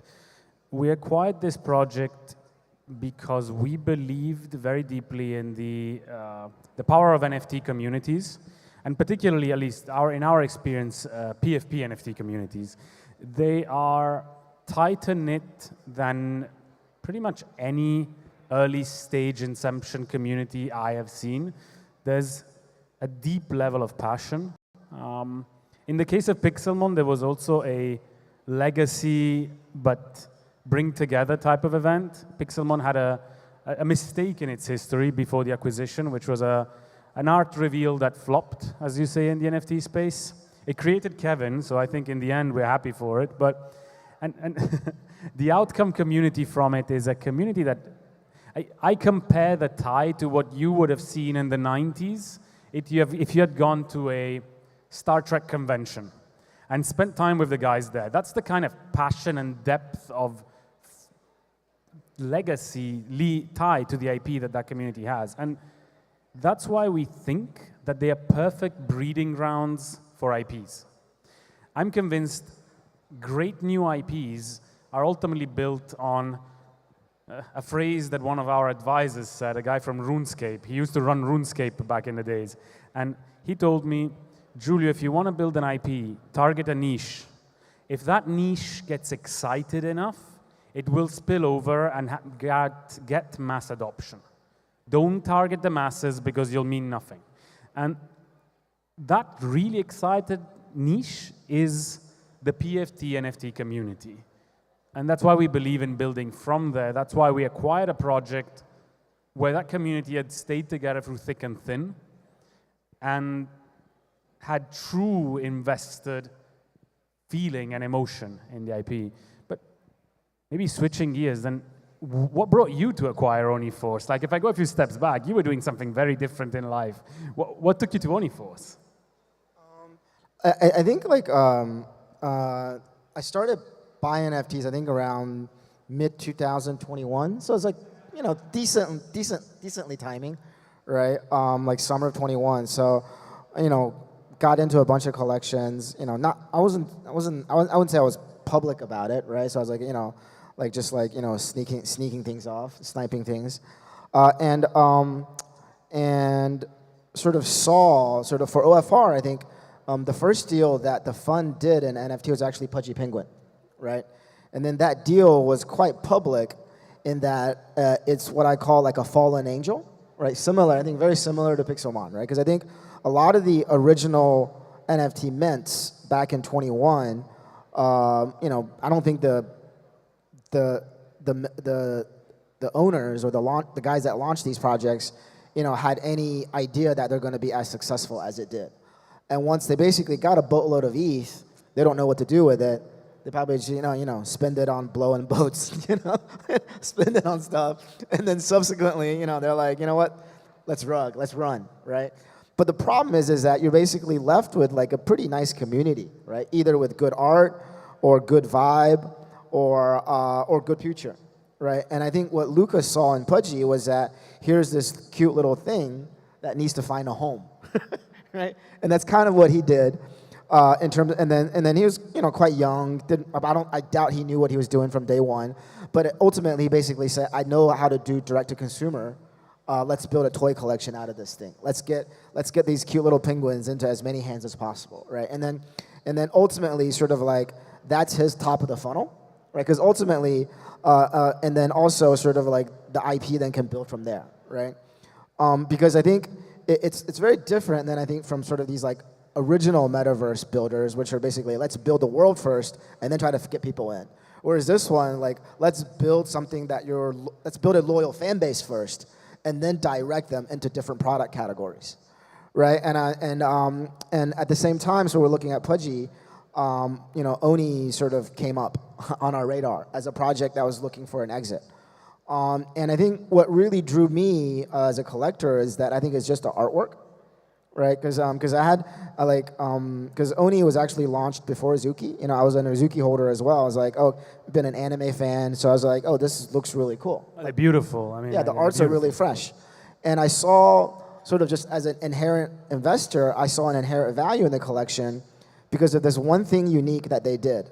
They basically attached a frame to your original Oni.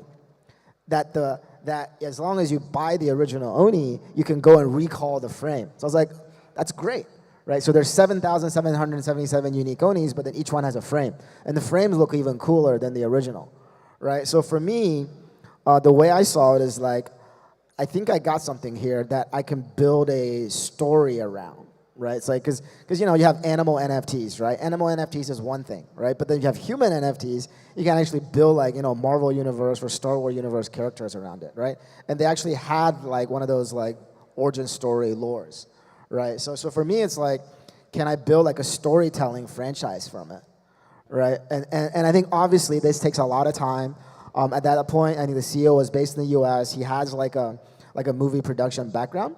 So for me, the original idea was like, let's try to like go crazy on like, you know, like film IP, anime IP, comic book IP. Let's go top of the funnel. You know, we're talking to like Hypercomic, which is like what are the webtoons in Korea, anime houses in Japan, and the comic book collections in the U.S. But so sort of these are the kind of the things, right? And then I think these are the kind of initiatives. But ultimately, what I realize is that you still need something to tie your community together, right? You need something that everybody in your community can do together at the same time, right? That's there, and that basically is just gaming. It's sort of like when there's like giant circle, and then it comes down to gaming, right? But the problem is that like, you know, you've seen like the Yuga Labs folks. They spent what, like 2 years and hundreds of $1 millions and hired everybody from the you know, to try to build their own metaverse, right? Backed by ApeCoin, right? You know, which is listed on so all the tokens that you see are listed on coins, right? ApeCoin, Sandbox, you know, YGG. So you know, that not here to show, but I do think that, you know, these are like, you know, very good early stage investments in these metaverses, right? And then I think, you know, one of them will succeed. Just because of, you know, they have a loyal fan base, like for Yuga, right? Same for Pudgy, you know, they have what they call a Brave New World. I'm shilling Pudgy here while I should be shilling, you know, Oni. But for Oni, you know, we're building the Fortnite map, right? And because that's quicker, right? And like that's basically all the tools are there for you to use, right? And I think very invariably we'll probably go and build into Roblox as well, right? It's because it's easier to play. And it basically gets like it's basically like a place where the community can hang out on a Friday night and shoot each other. You know, it's like, so that's sort of, that was the mentality.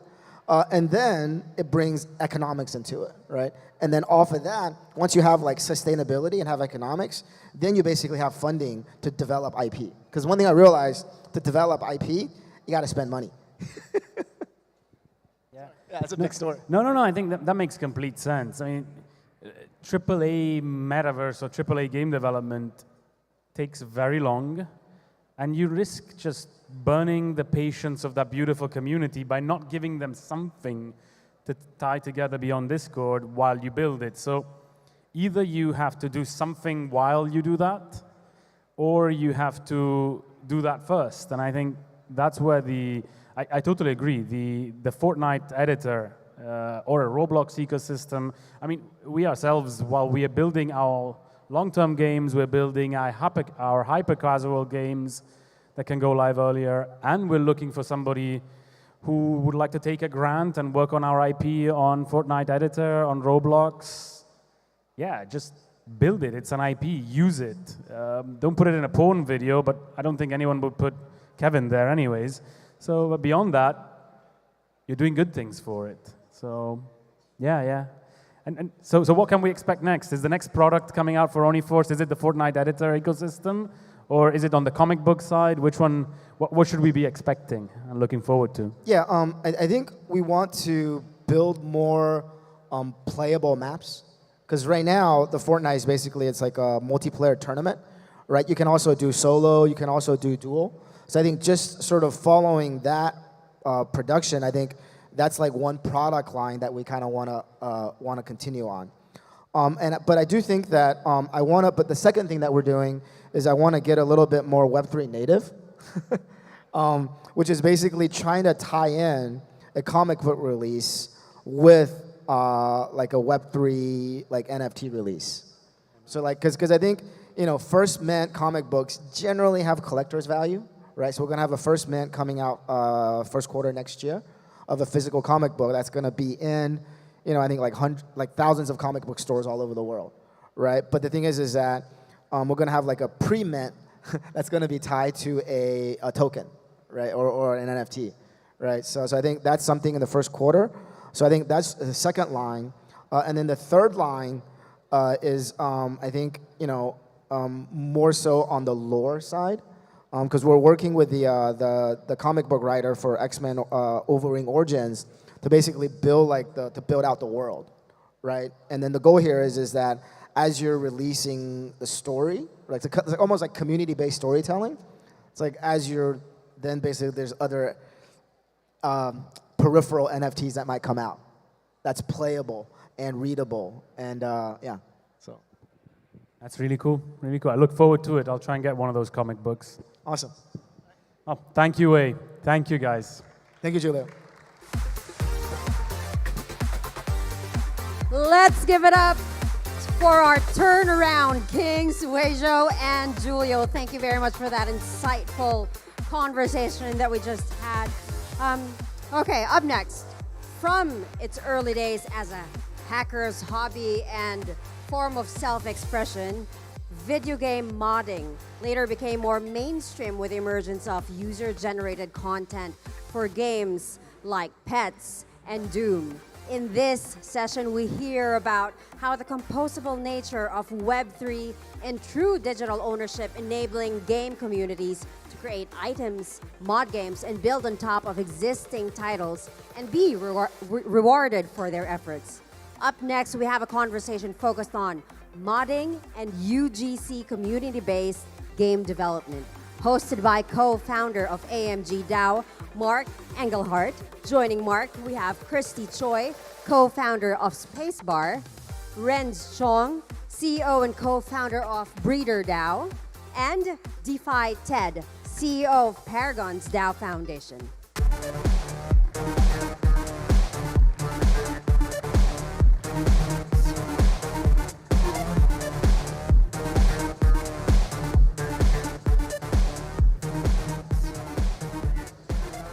Nice. Hello, everyone. Good afternoon. I hope you had a great lunch and not taking a nap. I know it should be nice, but we have a fantastic topic for you. And I have my best panelists out here. We actually had a discussion in the lounge before this, so we have prepared questions. But obviously, if you have any questions yourselves, feel free to find us after this and we can discuss it. Right, so UGC and modding, I think we all have examples and we all know of examples from the Web 2 and Web 3 gaming. In Web 2, obviously, you have like the Fortnites and the Robloxes for user-generated content. Modding is considered a little bit more tech-savvy, so you have the Skyrims, the Counter-Strikes, and all those games that actually came from modding. And in Web3, you're seeing, obviously, fully on-chain games actively looking for people to build on top of their games. You see it with Star Atlas, Pirate Nation, and you also have the games that are really building the tooling into their games, like Shrapnel and Dead Drop, for example. But that's enough of the topic. I'd like our panelists to introduce themselves. Thank you very much for joining me on stage. And yeah, just, let's go quickly around and tell me what got you into gaming and also enjoy yourself a little bit. Christy? Hello, good to be back here in this afternoon. Christy Choi here. I'm the co-founder of Spacebar, building a playground for on-chain identities, communities, and primitives, and also co-founder of YGG, which is a partner DAO of YGG based out of Korea. Happy to be here and talking about user-generated contents and modding, since Spacebar is essentially a user-generated game where users are already modding a lot of the game activities and mini games based out of the components of what we have. So great to be here. Hi, I'm Renz, co-founder and CEO of Breeder DAO. So we're all about assets, really, from playable characters to cosmetics to eventually whatever assets that you would find like within games or inside the metaverse. I guess what got me into gaming was the idea that my parents used to hate like me playing. Yeah, I grew up from a traditional Chinese family, so gaming wasn't something that you can earn from, right? And being like, capitalist, I guess in a way like the drive was to either go for like a business or actually work for a professional job that actually would earn you money. So yeah, I would hide and often, like go to my room and just play, pretend that I'm studying because that's the way to, success. But yeah, in general, like fell in love with gaming, decided that, it's where I want to dedicate myself into.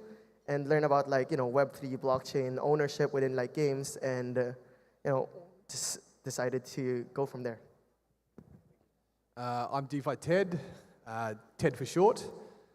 They've given me the title of CEO up here of Paragon's DAO, but I'm one of many founders. CEO to me is I'm a very non-serious person, so it's more comedy and entertainment officer more than chief executive. But we're building a competitive gaming group at Paragon's DAO that's backed by its own liquidity, being the NFTs and the assets that we own to play within those games. And our aim is to share those at a zero cost, no capital way that people can share in the returns and enjoy the competitive nature that games bring.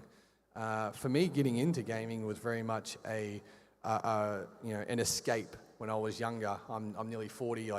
I've experienced the early beta mods from Half-Life to Counter-Strike as they happened. I used to play in LAN competitions with coaxial cable. If you don't know what that is, you've got Google now, so you can look it up. But I wanted to come back to gaming when I got given the opportunity because of the open nature of Web3 and the ability for it to actually help form bonds within communities and strengthen them in a unified way, generally via a capital nature. But underneath that, it's an emotional attachment to the group and the groups that you build with. So for me, I wanted to come back and help share that after it was gaming was a great escape for me as a young person and moving in to my my adult life, and I want to be able to be there and form a community that can help do that for other people as well. Thank you for the intros. I think it's a very diverse panel that we have, but what really connects us is that we all work with communities. Like we all build communities around our products, our liquidity protocols, the games that we're building. And I think the first question is, since it's a UGC topic, is that what are some of the most unique experiences you've seen, community members or gamers create for themselves? Is there a special game? Is there a special, like addition to a game that you've seen them create? And Christy, you showed me that Vitalik Buterin image. That was really cool that they created. So if you guys can speak about, some of the unique things that you've seen coming from your communities. Yeah, so I was just showing a photo of our how Spacebar currently looks like. But so basically, Spacebar is a game where everyone brings whatever NFT that they own. It doesn't have to be from any sort of collection. It doesn't have to be a blue chip NFT. And they start playing the different games, and they start accruing different assets with it, and then start decorating their identity and also their social page, and also a square, which is where everyone hang out together real time and socialize and chat with each other and whatnot. And what I was showing to my panelists before jumping on the stage was how, so it's a space-themed game, and everyone earns different stars by doing different activities and by playing different games.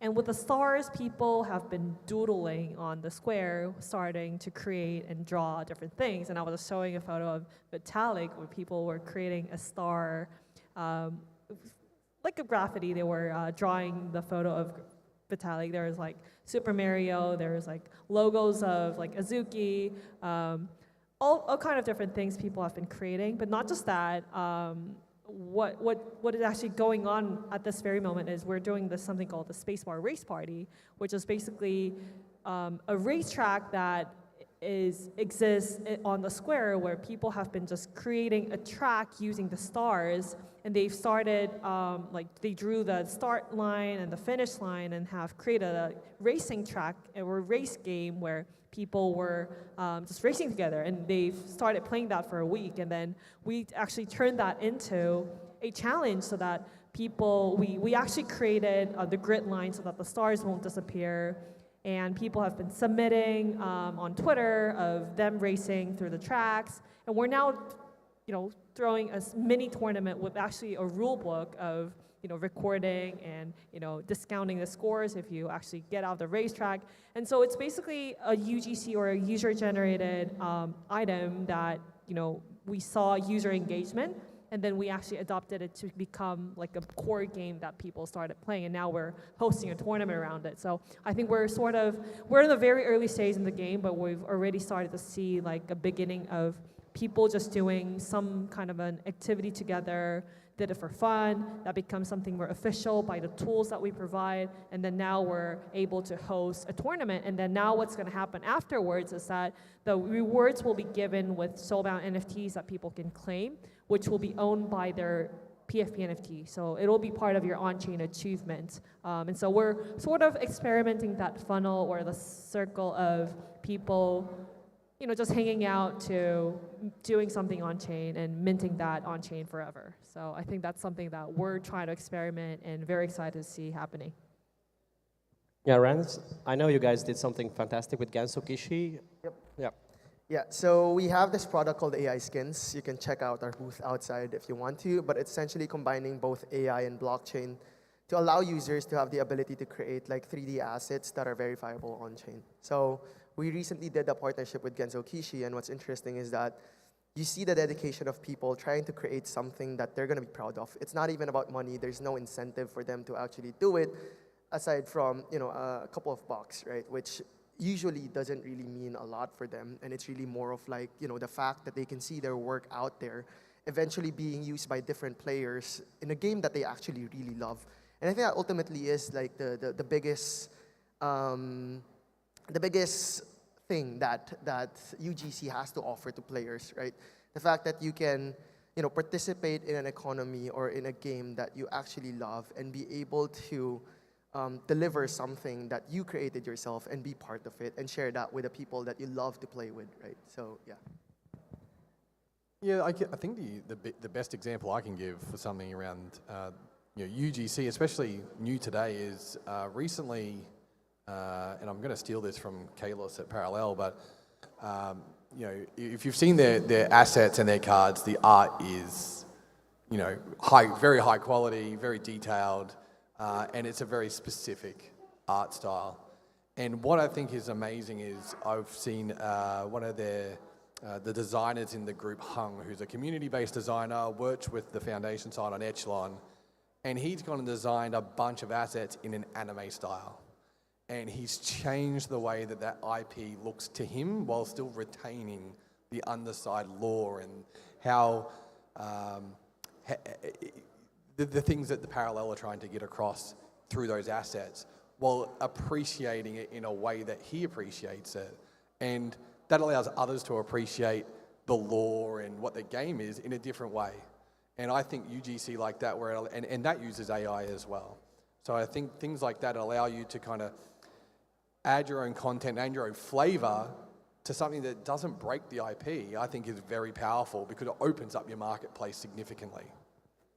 Yeah, thanks. I actually really like what Jihoz said at the beginning of today about one XC being like a ticket to like vast of experiences, because I really liked what they did with like the game creator program, where like, you know, the program that XC Doll came from. So basically now suddenly your XC was also an entry ticket to a completely different type of game where you could use your XC with different skills and you were like fighting these like waves of monsters, and that was just very cool and like a very interesting use case for composability that, you know, DeFi actually brought to finances, but also now Web3 gaming is building on top of that. And I'm gonna give it back to you, Ted, a little bit, because I wanna kind of like ask you, all of you guys, what are the trends that you are seeing happening in Web3 gaming? Like, what are the things that are gonna be coming here? You can now talk about AI as well, of course, because now it's a Web3 conference, but we have to talk about AI. But yeah, and Ted, you told me about how your idea came from like Poker Stars and, you know, how the whole DAO was built. So I think that's very fascinating. If you can speak a little bit more about that as a trend as well. Yeah, I think given this Web3 gaming space where we get the ability to own those assets, right? You get the ownership rights that go with it. And if the game is doing what they are doing right, then they're going to have the generalized token mechanics that go with it. So I think the ability to both be able to own and then share assets with players, I think is something that's a change from today. I mean, for the most part, people are sharing accounts, right? And in Web 2 as well. And we know that that's kind of like a terms of service breach for the most part. So you're risking, you know, any work that you've put in there to be able to do that. What I think is really cool, and I think that will come to fruition more, is we'll see more games want to not just have a model where you can rent assets with capital up front. They will absolutely go to sharing. So we talked about 6551 today with the token-bound accounts, which uses a delegate system in the back end. Well, I absolutely think that's how rental models will look in the future.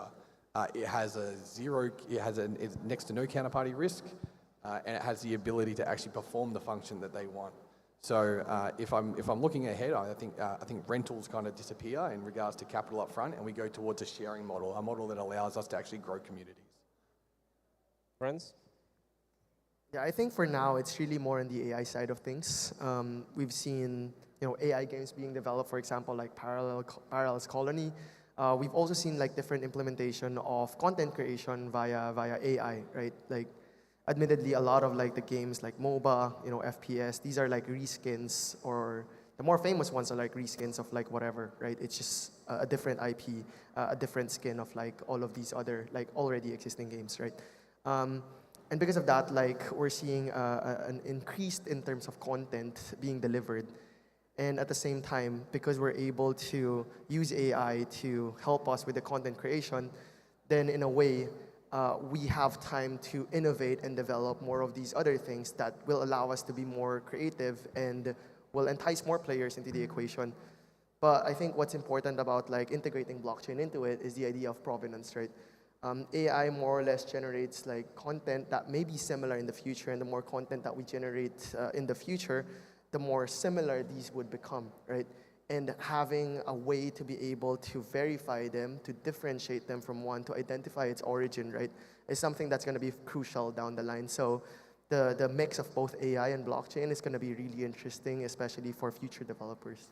Cheers. Christy? I mean, for us, our focus is really about giving the power back to the users. I was talking about token-bound accounts, ERC6551 earlier this morning in the stage, but we basically believe in the power of community, and we believe in the power of what really define uniquely fun in Web3 and on-chain is going to be only powered through the power of community and from their ideas. And the real fun will only be defined by them really, the communities really hanging out with together, and really new fun just sprouting out of that. Because I think the role of the game publishers or the game developers are going to be just laying out the components, having the community come in, and making sure that you observe and sort of nudge the gamers, sort of create a community where you can experiment a lot of different things across social or across incentives, across finance. We're at the end of the day, we're in a phase where we're constantly experimenting, and I feel user-generated content is essentially a way how we experiment as a whole, as an industry, to figure out what is the meaning of really creating an on-chain identity or putting things on chain. And I think, that's where Spacebar is headed, and that's where we think basically Web3 game will be shaping a whole new trajectory compared to what we've been seeing in other games. And so that's what we're excited about. Perfect. And on that note, I'd like to thank everyone for coming. Thank you very much for sharing your thoughts. If you guys are building a game or want to know more about modding, UGC, how to work with DAOs, etc., feel free to look us up. We'll stay here or we'll hide in the lounge. It's yet to be decided. Thank you very much, everyone. Thank you very much.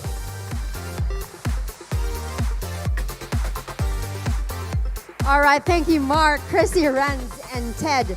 Do you guys know that we have one more game showcase, one more fireside chat, and I believe nine more panels to go. It's going to be such a jam-packed afternoon for all of us. Our next session will be building worlds and building economies in Web3. We have the campaign director of YGG, John Sedano. Our panelists for this session are Michael Wagner, co-founder and CEO of Star Atlas, and Sangho Grolman, CEO of Cryptopia.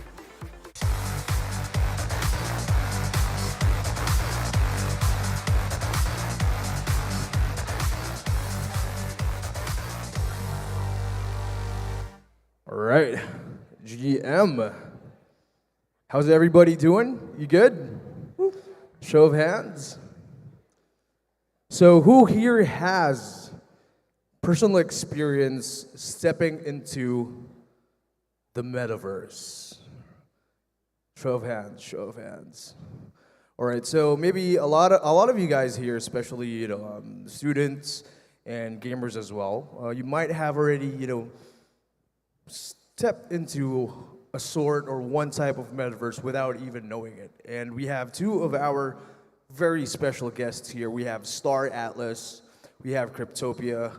I'd say two of the leading experts in building what a metaverse should definitely look like. So let's start off with CEO and founder, Michael Wagner. How are you doing, buddy? Doing great, yeah. Before we jump into the panel, I think, just wanted to say this is my first time in Philippines. Won't be the last time. Loving the energy here, loving the vibe. What I've learned just in the short time being here on this trip is we have a lot of OGs in Star Atlas back from 2021. But the other thing that I've learned is that people aren't really informed on everything that we've been working on over the last 2 years. So what we have here is a little video. This is content that we played at Breakpoint back at in Amsterdam just a couple of weeks ago.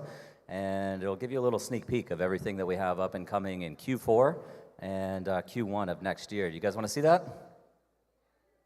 All right, let's go.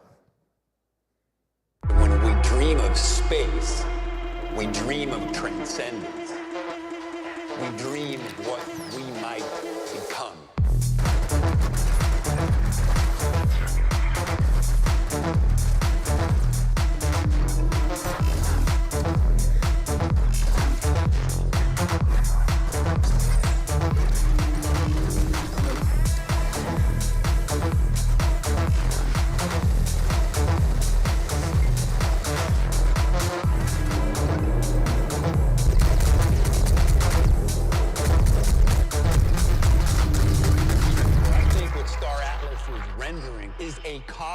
In which we can explore, in which we have agency. We finally get to go intergalactic.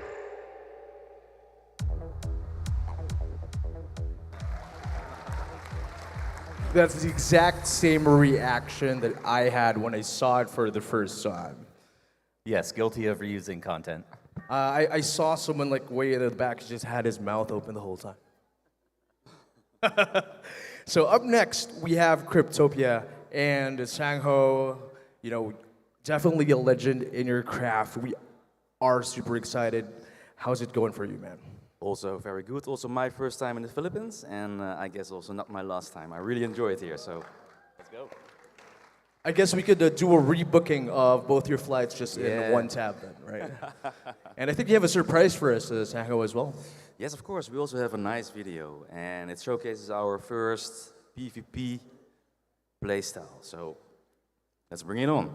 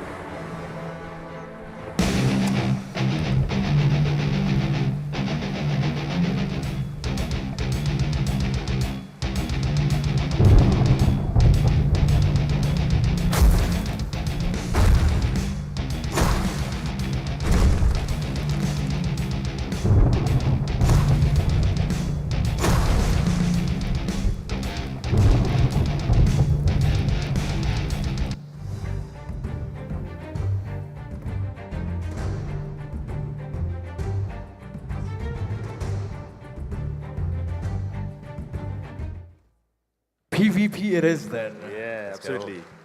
And you saw the announcement, right? So you are the first to hear.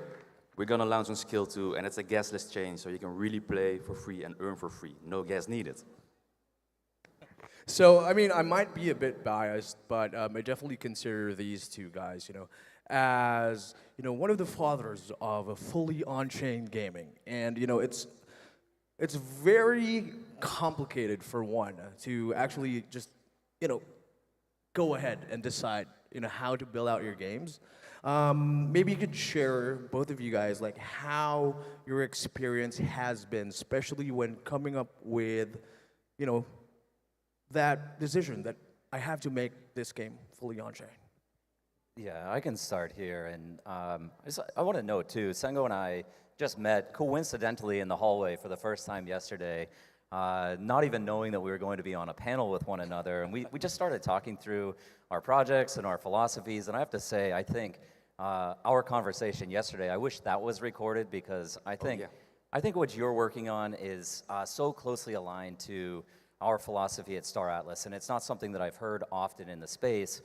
We see a lot of people that are interested in attracting the masses and building Web 2.5 applications and reducing the friction points of getting into Web3 gaming. But by and large, what I believe is that there is significant potential and benefit to educating and informing our users on how to access and maximize the utilization of blockchain tech. And so I don't necessarily want to abstract or obfuscate blockchain from everything that we do. I want our users to know how to set up a wallet, how to secure that wallet, how to fully utilize this technology and access this alternative financial ecosystem that is Web3. So the path to doing that is a difficult one. We're intentionally making decisions that make our lives more difficult, but it's because we believe in the future benefit of informing our users of that. So, one of the things that I think is challenging here is that there's also no playbook. That's something I've said a lot. We're blazing trails here. The idea of fully on-chain gaming, I don't even know when that idea really came about, but I know from our earliest days, this is what we wanted to accomplish. And the reason for that, and Sengo and I talked about this yesterday as well, is this idea of composable ecosystems. So as much as what we're building at Star Atlas is about the game, or about these multiple product verticals and ways to access the game, the long-term vision is we can build a universe that can be co-created by entrepreneurs, by innovators, by developers, and they can do so permissionlessly and seamlessly because of this code that is executed on the blockchain. Yeah, me too. No, it was really a coincidence, and yesterday indeed we met in the lobby, and it was also pretty funny because your coworker, she came to me like, "Hey, your hair, I really like it," and that's how we started. Hi, that's how we started the conversation. And then you came back, and I was like, "Hey," we introduced ourselves, and then indeed, it was like, "Hey, oh, I'm in the panel with you tomorrow, right?" And it felt like we were already soulmates, but. Yes, absolutely true. So what is important, and luckily yesterday I heard it also in the panel discussion, so there is, luckily now, a tendency to go towards on-chain, fully decentralized gaming. And it's extremely important. I mean, Christy, I believe it was Christy in the panel before us, was talking about giving the power back to the people, and that's exactly what we want to do. We want to give the power to the gamers. The gamers are the owner of all the items in our game. There are many other games, 2.5 games, where you have an NFT and you can also be an owner, but you're still not in control of the environment in which that item sits. So there's still a centralized party that can do whatever they want and can influence in a bad manner your ownership or the utility of your ownership. And as long as that's not taken care of, there's no power for you as a gamer, right? Because if you have an NFT, a nice ship or a razor, and that game publisher says the next day, okay, sorry, you need another one, or you need to buy X amount of tokens in order to participate in the game, then you're screwed, right? But if you're fully decentralized and you have all your gaming logic in smart contracts on the blockchain, and there's only one party that can change it, if there is ever a need to change it, and that is you, the gamer. So you can put forward a proposal in a DAO structure, and if you collectively